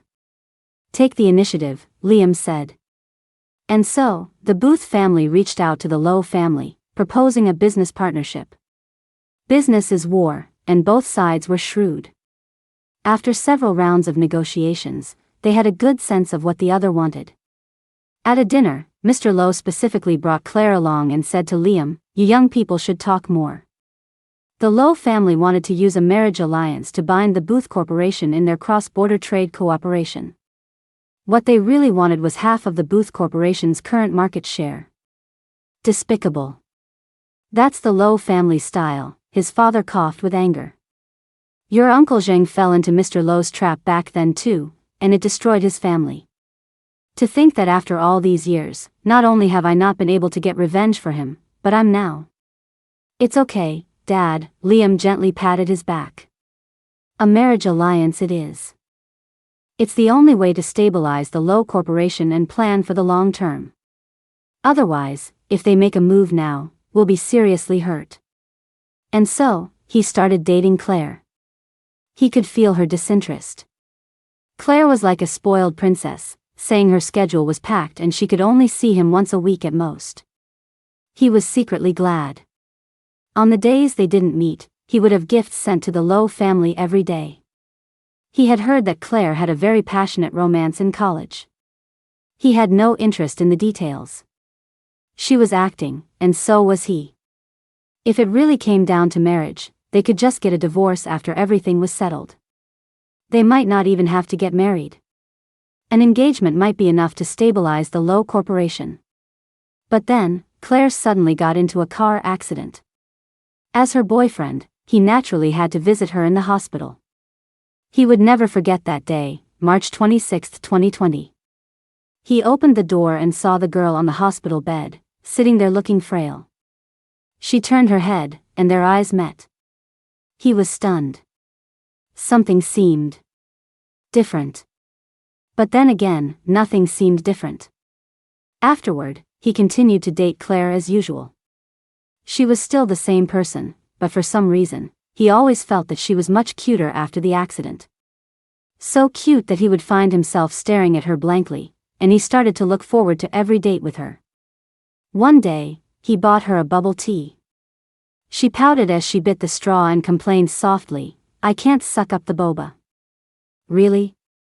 He stood up from across the table and sat down next to her. "Let me see." He meant to look at the straw, but he couldn't resist. The moment she looked up, he captured her lips. Her eyes widened, and she held her breath, too nervous to move. Reluctantly, he let her go. Her face was bright red as she bit her lip and complained softly, "What are you doing?" He stared at her shy, flustered expression, his mind filled with only one thought. "Liam, you're done for." He didn't want to think anymore. He cupped her face, and a longer, deeper kiss followed. 3 months later, they were married. On their wedding night, he gave her a blank journal. He couldn't explain why, but he had a gut feeling that his new wife was hiding something. He didn't know if she was still thinking about her college boyfriend, but he couldn't bring himself to ask, and he didn't want to. He just didn't want her to keep things bottled up inside. He gave her the journal in the hope that she could write things down, to have an outlet. Later, Mr. Lowe's health forced him to retire, and Finn became the head of the Lowe Corporation. Finn had been spoiled his whole life. He was arrogant, ambitious, and known in H City as a don't mess with me type. But he wasn't as cunning as his father. He was autocratic, never listened to advice, and made several business blunders on his own, without any help from Liam. Liam helped him out each time. His father didn't understand and asked if it was because of Claire. He shook his head. No. Helping Finn was part of his plan. It was a matter of boiling the frog slowly, letting him lower his guard. But Claire had truly become a complication. He was afraid that if he went ahead with his plan against the Lowe Corporation, he would lose her. He had already figured out how to protect her. Even if the Lowe family fell, she wouldn't be hurt at all. But wouldn't she hate him? At night, looking at her peaceful sleeping face, he thought more than once about just letting it all go. The Lowe family just wanted half of their market share, right? Maybe he should just give it to them. She was his wife. He didn't want to risk losing her in any way. He couldn't sleep at night.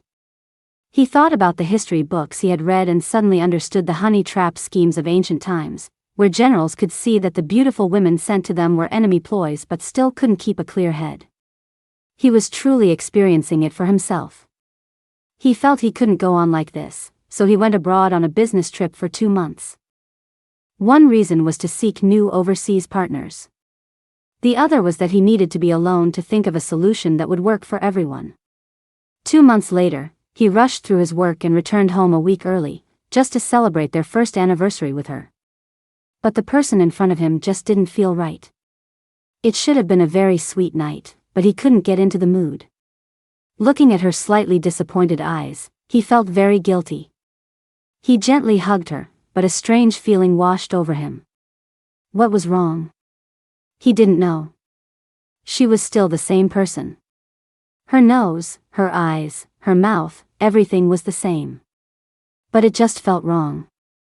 A few days later, Claire said she was going to her parents for a short stay. He didn't stop her. A new Clarity Desserts shop opened, and he went to greet the employees. But he unexpectedly saw her sitting by the window, eating cake. The moment their eyes met, he froze. The passion he had suppressed for 2 months seemed to be boiling over. He grabbed her hand and walked out. Back at home, the moment he closed the door, he kissed her eagerly. Thank God, he thought to himself. Nothing was wrong. It was all in his head. But the next morning, when he woke up and saw the person lying next to him, that strange feeling returned. He really didn't understand himself. It was the same person, but after just one night, how could that strange feeling be back? He thought he was going crazy. During work hours, Mr. Bernard came in to report. After listening, Liam looked up and asked, Mr. Bernard, do you think things like soul swapping exist? Mr. Bernard looked confused. Huh? Never mind, Liam waved his hand, thinking he must really be crazy. He made an appointment with a psychologist, who said he might be under too much stress lately. He started working late at the office more and more often. He felt a constant resistance to going back to their home in the Cloud Palace condos. At first, Claire would always text him, asking when he would be off work and if he wanted to have dinner together. But as he worked late day after day, she texted less and less. Until one day, Claire hesitantly told him that she had a twin sister. She said she was going to County to find her sister and asked him to go with her. The moment he opened the door to the private room, he knew. He didn't know what he was feeling. A mix of emotions washed over him, anger, heartbreak, sadness, and relief. He was angry that this was a deliberate deception aimed at him, and he didn't know what role she had played in it. His heart ached because the person he had cherished so carefully was being set up and humiliated here. He was sad because she saw him but didn't ask for his help. He was relieved because if the person he loved wasn't actually Claire, then all the worries he had about the Lowe Corporation were no longer an issue. He knew he had to hold it in. The Lowe family thought he didn't know, so he would pretend not to know. But watching her slowly squat down, her eyes red as she picked up her clothes from the floor, he couldn't control himself. He strode forward, took off his coat, and draped it over her. He fought the urge to pull her into his arms, said a few words to Claire, and then walked out first. He didn't know what the Lowe family was up to. They had sent a fake Claire to his side, and now they were going through all this trouble to switch back. He could only play along for now. On the way to get food, he kept thinking, could she have been forced by the Lowe family? Was there something she couldn't say? But he was her lover, her husband. Even if she was being forced, she still wouldn't ask for his help.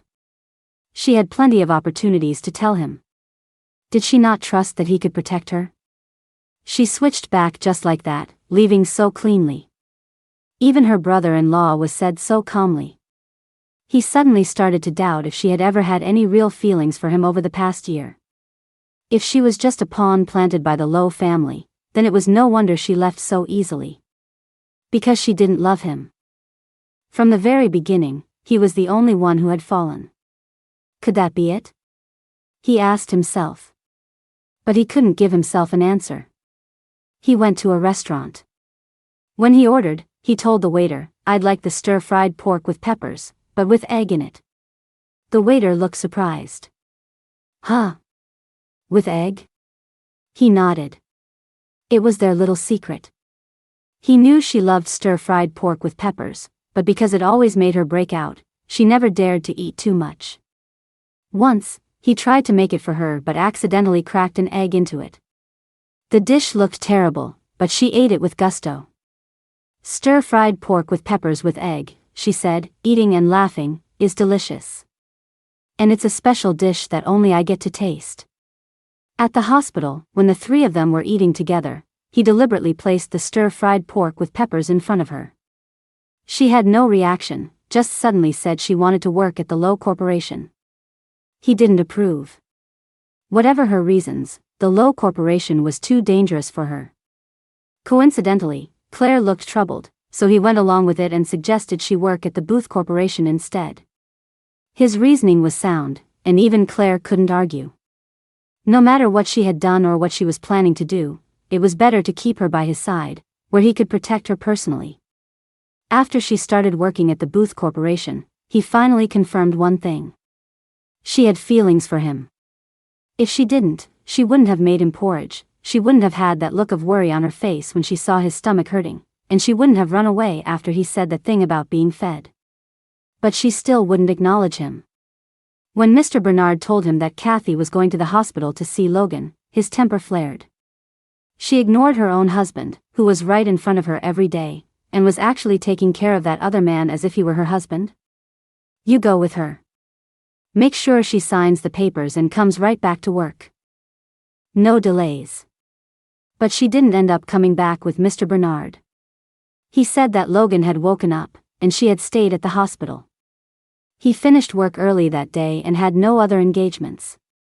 It was a rare, quiet day. But he didn't leave. He didn't know what he was waiting for. He knew she probably wouldn't be back at the office that day. But then she came back. He was passing by the secretarial office and happened to see her resting her head on the desk, staring out the window, lost in thought. On a whim, he went downstairs and bought a cup of hot coffee. As he bought the coffee, he laughed at himself, feeling like a concubine vying for favor. But he just wanted her to feel sorry for him, just for a little while. Finally, as the coffee was nearly gone, he heard the words he wanted to hear. "I heard," she said, her eyes downcast, "that people with sensitive stomachs should drink less coffee." In that instant, all the anger that had been building up inside him vanished. He turned his back to her, a smile spreading across his lips, but he deliberately composed himself before turning back around. "Oh. Who told you that?" But she just lowered her head again. "I heard it from someone." On the way back to County, she was very quiet, just looking out the window, not saying a word. She didn't speak, and neither did he. He felt like a pouting child, immature and ridiculous. But he was determined to make her acknowledge him first. At the rest stop, she was asleep. He gently covered her with his coat, went out and bought a burger, specifically asking for no green peppers. She didn't like green peppers. When he got back to the car, she was still asleep. "Honey," he finally couldn't help himself, gently stroking her hair, his voice filled with a self-pity he hadn't realized was there, "why won't you acknowledge me yet?" That night at the old house, he woke up from the heat and opened the cabinet to look for a thinner blanket. A pile of papers fell out. The next morning, he realized they were all her awards. He looked through them one by one, listening to her talk about dropping out of school in a flat tone, feeling a pang of sadness. She went to make breakfast. He watched her back, suddenly feeling the urge to go up and hug her like he used to. But as he got closer, he stopped himself. At the hospital, he looked at her father and called him Dad. But even then, she showed no intention of acknowledging him. He felt frustrated, bought some beer, and drank half a bottle. She didn't say anything to stop him, just quietly went to the kitchen to make dinner. He went over to help her, but as he picked up the knife, he changed his mind. A slight slip, and he hissed in pain as blood welled up from a cut on his finger. She finally panicked. She held his finger, looking like she was about to cry, and frantically searched for a bandage. He watched her worried expression and finally couldn't hold back any longer, pinning her against the wall. No, he told himself, Liam, no, she hasn't acknowledged you yet. Sorry, he stepped back, I was a bit drunk. I mistook you for someone else. He lowered his eyes and quietly turned to leave. Liam. Her tearful voice came from behind him. He closed his eyes, a stinging sensation in their corners. She had no idea how hard it had been for him to wait for her to acknowledge him. The long-suppressed emotions finally burst forth. He turned around, held her tightly, and kissed her fiercely. What else? He asked her over and over again. Her face was covered in tears. She hugged him back. Finally, he heard her say the two words. The two words he had been waiting for so long. His thoughts returned to the present. He was standing at his own front door. Honey? Hearing the door, Kathy, who had been half lying on the sofa, got up and walked over, smiling. You're back already?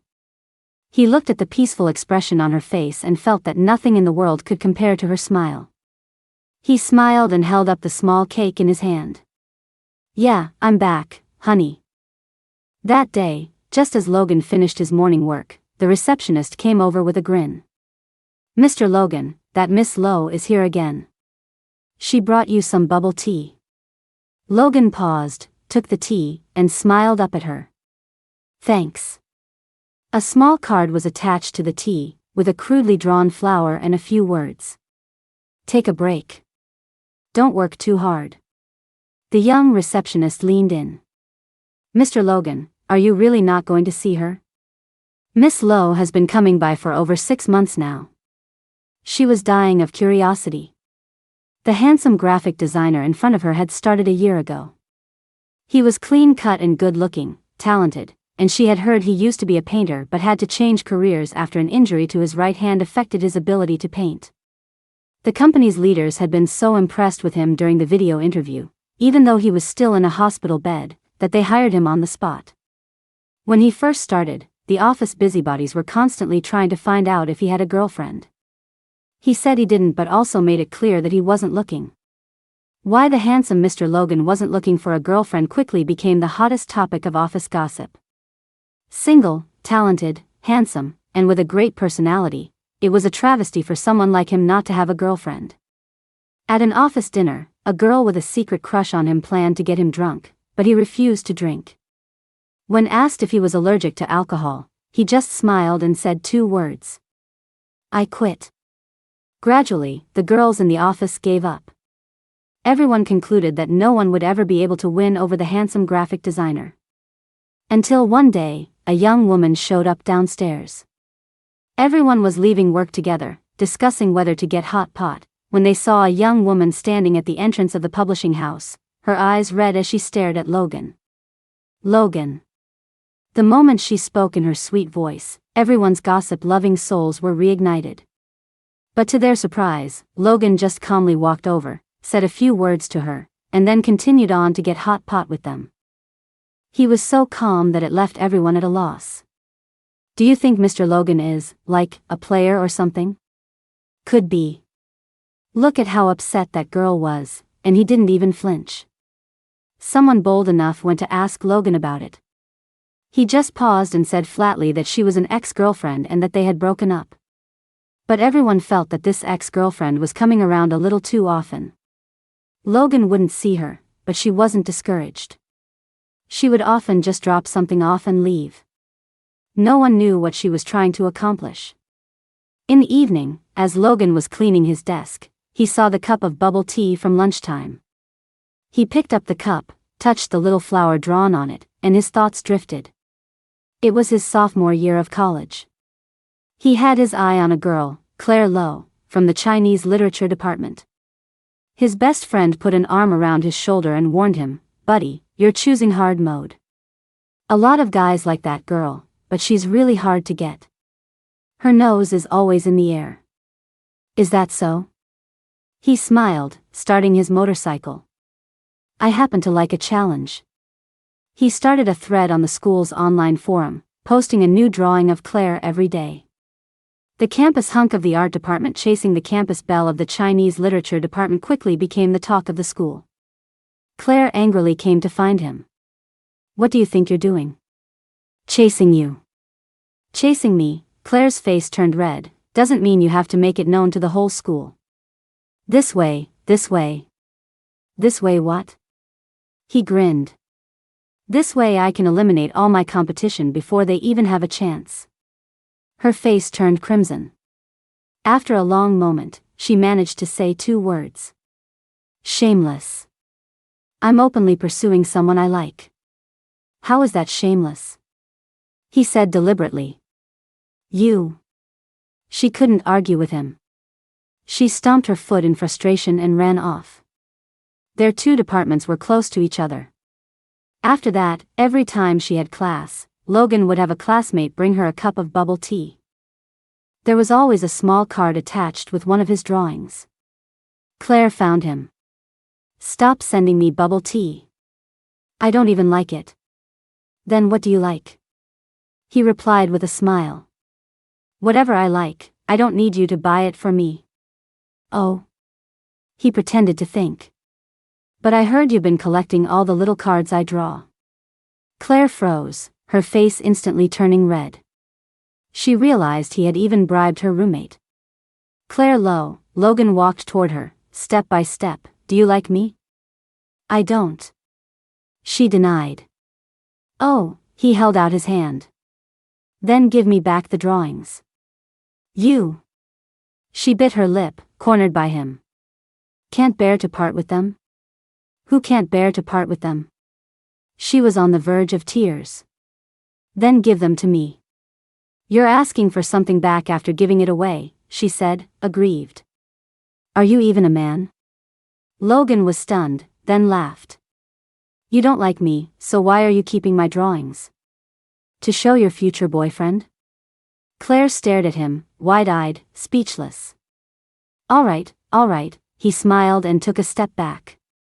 "I'm just teasing you. You think you can just say it's okay and it's over?" She wiped away a tear. "You think you can just bully someone and get away with it? Then what should I do?" Logan laughed. He thought for a moment. "I heard the soup dumplings at the second cafeteria are really good. You have to wait in line to get them. Do you want some?" Claire froze. "How did you know I like?" She stopped herself and raised her voice. "Who wants soup dumplings?" Logan looked at her and smiled. He went to wait in line for soup dumplings as soon as his class was over. After buying them, he handed the bag to her and said with a smile, "If I can get you soup dumplings every day for a month straight, will you be my girlfriend?" Claire's eyes widened. "What are you talking about?" He nodded, cutting her off. "Then it's a deal." A month later, he drew a picture on the stone plaza in front of the girls' dormitory. In the picture, under a blue sky with white clouds, a girl was sitting on the back of a boy's motorcycle, looking free and happy. He stood in the middle of the drawing and shouted up at the dormitory. "Claire Lowe. It's been a month. Come down and be my girlfriend." The romantic confession ended with a teacher from the student affairs office pushing through the crowd of onlookers, walking up to Logan, and giving him a stern lecture with a megaphone. The teacher said he was vandalizing school property and ordered him to clean the ground and restore it to its original condition. In the evening, as he was bent over, painstakingly cleaning the ground, a pair of slender hands took the mop from him. "The art department's prodigy?" Claire raised an eyebrow. The drawing wasn't even that good. And so, Claire became his girlfriend. Logan's friends all told him that Claire's personality was too willful, too arrogant, too much of a princess. But he liked her that way. He was willing to spoil her. No matter what happened, he would indulge her. They were the most high-profile couple on campus, good-looking, openly affectionate, and indifferent to others' opinions. It was the best of times. But after graduation, Claire came to him in tears, saying that her father wanted her to marry into the Booth family. "What do I do, Logan? I don't want to marry Liam. I don't like him at all. I only want to marry you. What century is this? Are they still doing arranged marriages?" He couldn't understand. Claire shook her head, crying. "You don't understand. No one can defy my father." A while later, Claire suddenly told him she had found a solution. "Logan, did you know? I have a twin sister, in County." He went with her to County and met Kathy Yin. Logan was initially against Claire's plan. "It's absurd," he shook his head. "How could no one find out you two swapped? How will we know if we don't try?" Claire insisted. "We already look exactly alike. As long as Mom can't tell, Liam and I don't know each other well, and Dad and Finn don't pay that much attention to me, they'll never know. Isn't this unfair to Kathy?" "How is it unfair?" Claire didn't understand. "I'm giving her money, a better life, and even a rich husband. Isn't that better than the messy life she was living before?" Logan fell silent. It was true, from a material standpoint. The status of a Lowe family heiress and a Booth family young mistress was something Kathy could never have hoped for. "Claire," he took her hand, "are you really willing to give all this up for me?" "Yes," Claire nodded, her gaze firm. "Logan, I want to be with you. We have to be together." Yes, she was willing to give up so much to be with him. As long as Kathy agreed, maybe this really was the best arrangement fate could offer. Later, Claire and Kathy swapped identities, and he took Claire away from H-City. "You lied to her and said you were pregnant, and then had a miscarriage?" he asked, surprised. Claire pouted. "I had to make myself sound pitiful. Otherwise, how would Kathy have been soft-hearted enough to help me?" He later thought that if he hadn't let Claire have her way with everything back then, maybe the whole fiasco that followed wouldn't have happened. One night, Claire was craving soda, so he took her out to buy some. He went into a 24-hour convenience store to get the soda while Claire waited outside. She ran into 3 drunk local thugs. When he came out, the 3 men had Claire pinned to the ground. She was struggling and screaming for help. He rushed forward and punched the leader, and a 3-on-1 fight broke out. In the chaos, one of them picked up a brick and smashed it down on his right hand. The convenience store clerk heard the commotion and quickly called the police. The 3 men ran off. Logan held a trembling, sobbing Claire, feeling weak as he sat on the ground. After that, he could no longer paint. He had been a talented and confident young painter, full of dreams and hopes for the future. The sudden turn of events left both him and Claire at a loss. He used to think he would be a painter for life. Now, he didn't know what he would do. He started to doubt himself. Had he made a mistake? He didn't know how to do anything but paint. By irresponsibly taking Claire away, what kind of future could he give her? Claire was even more anxious than he was. She nagged him every day to find a job, even submitting his resume online for him. But this only made him more frustrated. He started drinking. His inner frustration and resentment were magnified by the alcohol. He started smashing things when he was drunk, as if it was the only way to make himself feel better. Claire was terrified. They started to argue constantly, make up, and then argue again. Finally, during one of his hospitalizations for alcohol poisoning, she left him a letter and disappeared. He was in the hospital for a full month before he went back to H-City to find her. He never thought she would give up on him so quickly, that she would switch back to her own identity so soon. He was resentful. Even if they were breaking up, he wanted to see her one last time, properly. He gave Claire 7 days, saying that if she didn't come to see him, he would tell Liam about the switch a year ago. But he waited for 5 days, and she never contacted him. He was heartbroken and drank a lot again. That night, he was walking down the street, drunk and alone, fumbling for his phone, trying to call Claire. Then, a sharp pain, and someone hit him over the head from behind. When he woke up, he was in the hospital, covered in injuries. The doctor asked him how he felt. He shook his head. "I don't remember anything." The person who came to see him was Kathy Yin. He was afraid that those people would come after him again, so he planned to pretend to have amnesia in front of everyone. But Kathy was his last hope of seeing Claire. "Kathy," he grabbed Kathy's sleeve, "I just want to see her one more time." Kathy was silent for a long time, then said softly, "After all this? You still want to see her? Did she do this?" Kathy shook her head. "It was her father, Mr. Lowe." He let out a long breath. "I just want to see her one more time." Kathy finally agreed. "I can't guarantee she'll come," she said softly. "But if she still has feelings for you, I think she will." "Kathy, thank you. On the day I'm discharged, don't worry, whether she comes or not, I will get a divorce with you." Kathy nodded. "I'm sorry, Kathy," he apologized sincerely. "I shouldn't have dragged you into this mess." He waited for many days. 3 days before he was discharged, Claire finally came. When they were alone, she held back her tears, her head down, not speaking, not daring to look at him. "Claire," he said softly, "I don't have amnesia." Claire's eyes widened in disbelief as she looked up at him. "I just wanted to see you one more time. Whether we break up or never see each other again, I just wanted to see you and say a proper goodbye." 3 days after he was discharged, he went to J City. She didn't come to see him off. But this time, he felt a sense of peace, with no more disappointment or resentment. During his year at the publishing house, he reflected every night.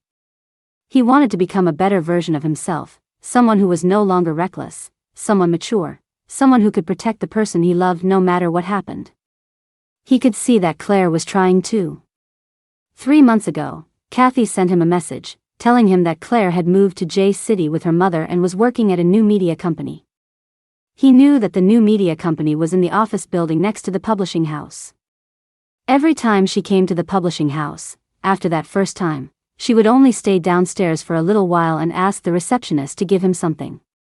Bubble tea, coffee, or snacks, with a small card. On the card, she would share details of her work and life with him. "My boss praised me today, said I'm a good writer. So happy. An article I wrote got over 100,000 views yesterday. So exciting. I cooked today, and Mom said it was delicious. A client yelled at me today, but I calmly persuaded him. So proud." She was no longer the arrogant, spoiled princess. She was slowly becoming mature, stable, and brave. Maybe neither of them had become their best selves yet, but at least they were both trying. Thinking of this, Logan took the small card from the bubble tea cup and placed it in his left shirt pocket. Just as he got downstairs, he saw Claire leaning against a tree in front of the building, lost in thought, wearing a white dress. Hearing his footsteps, she looked up and saw him. She took a small step forward, then stopped. He didn't take another route as usual. Instead, he walked toward her. Claire's face was filled with surprise. You. The drawing is really ugly," he said softly. She froze for a second, her eyes instantly turning red.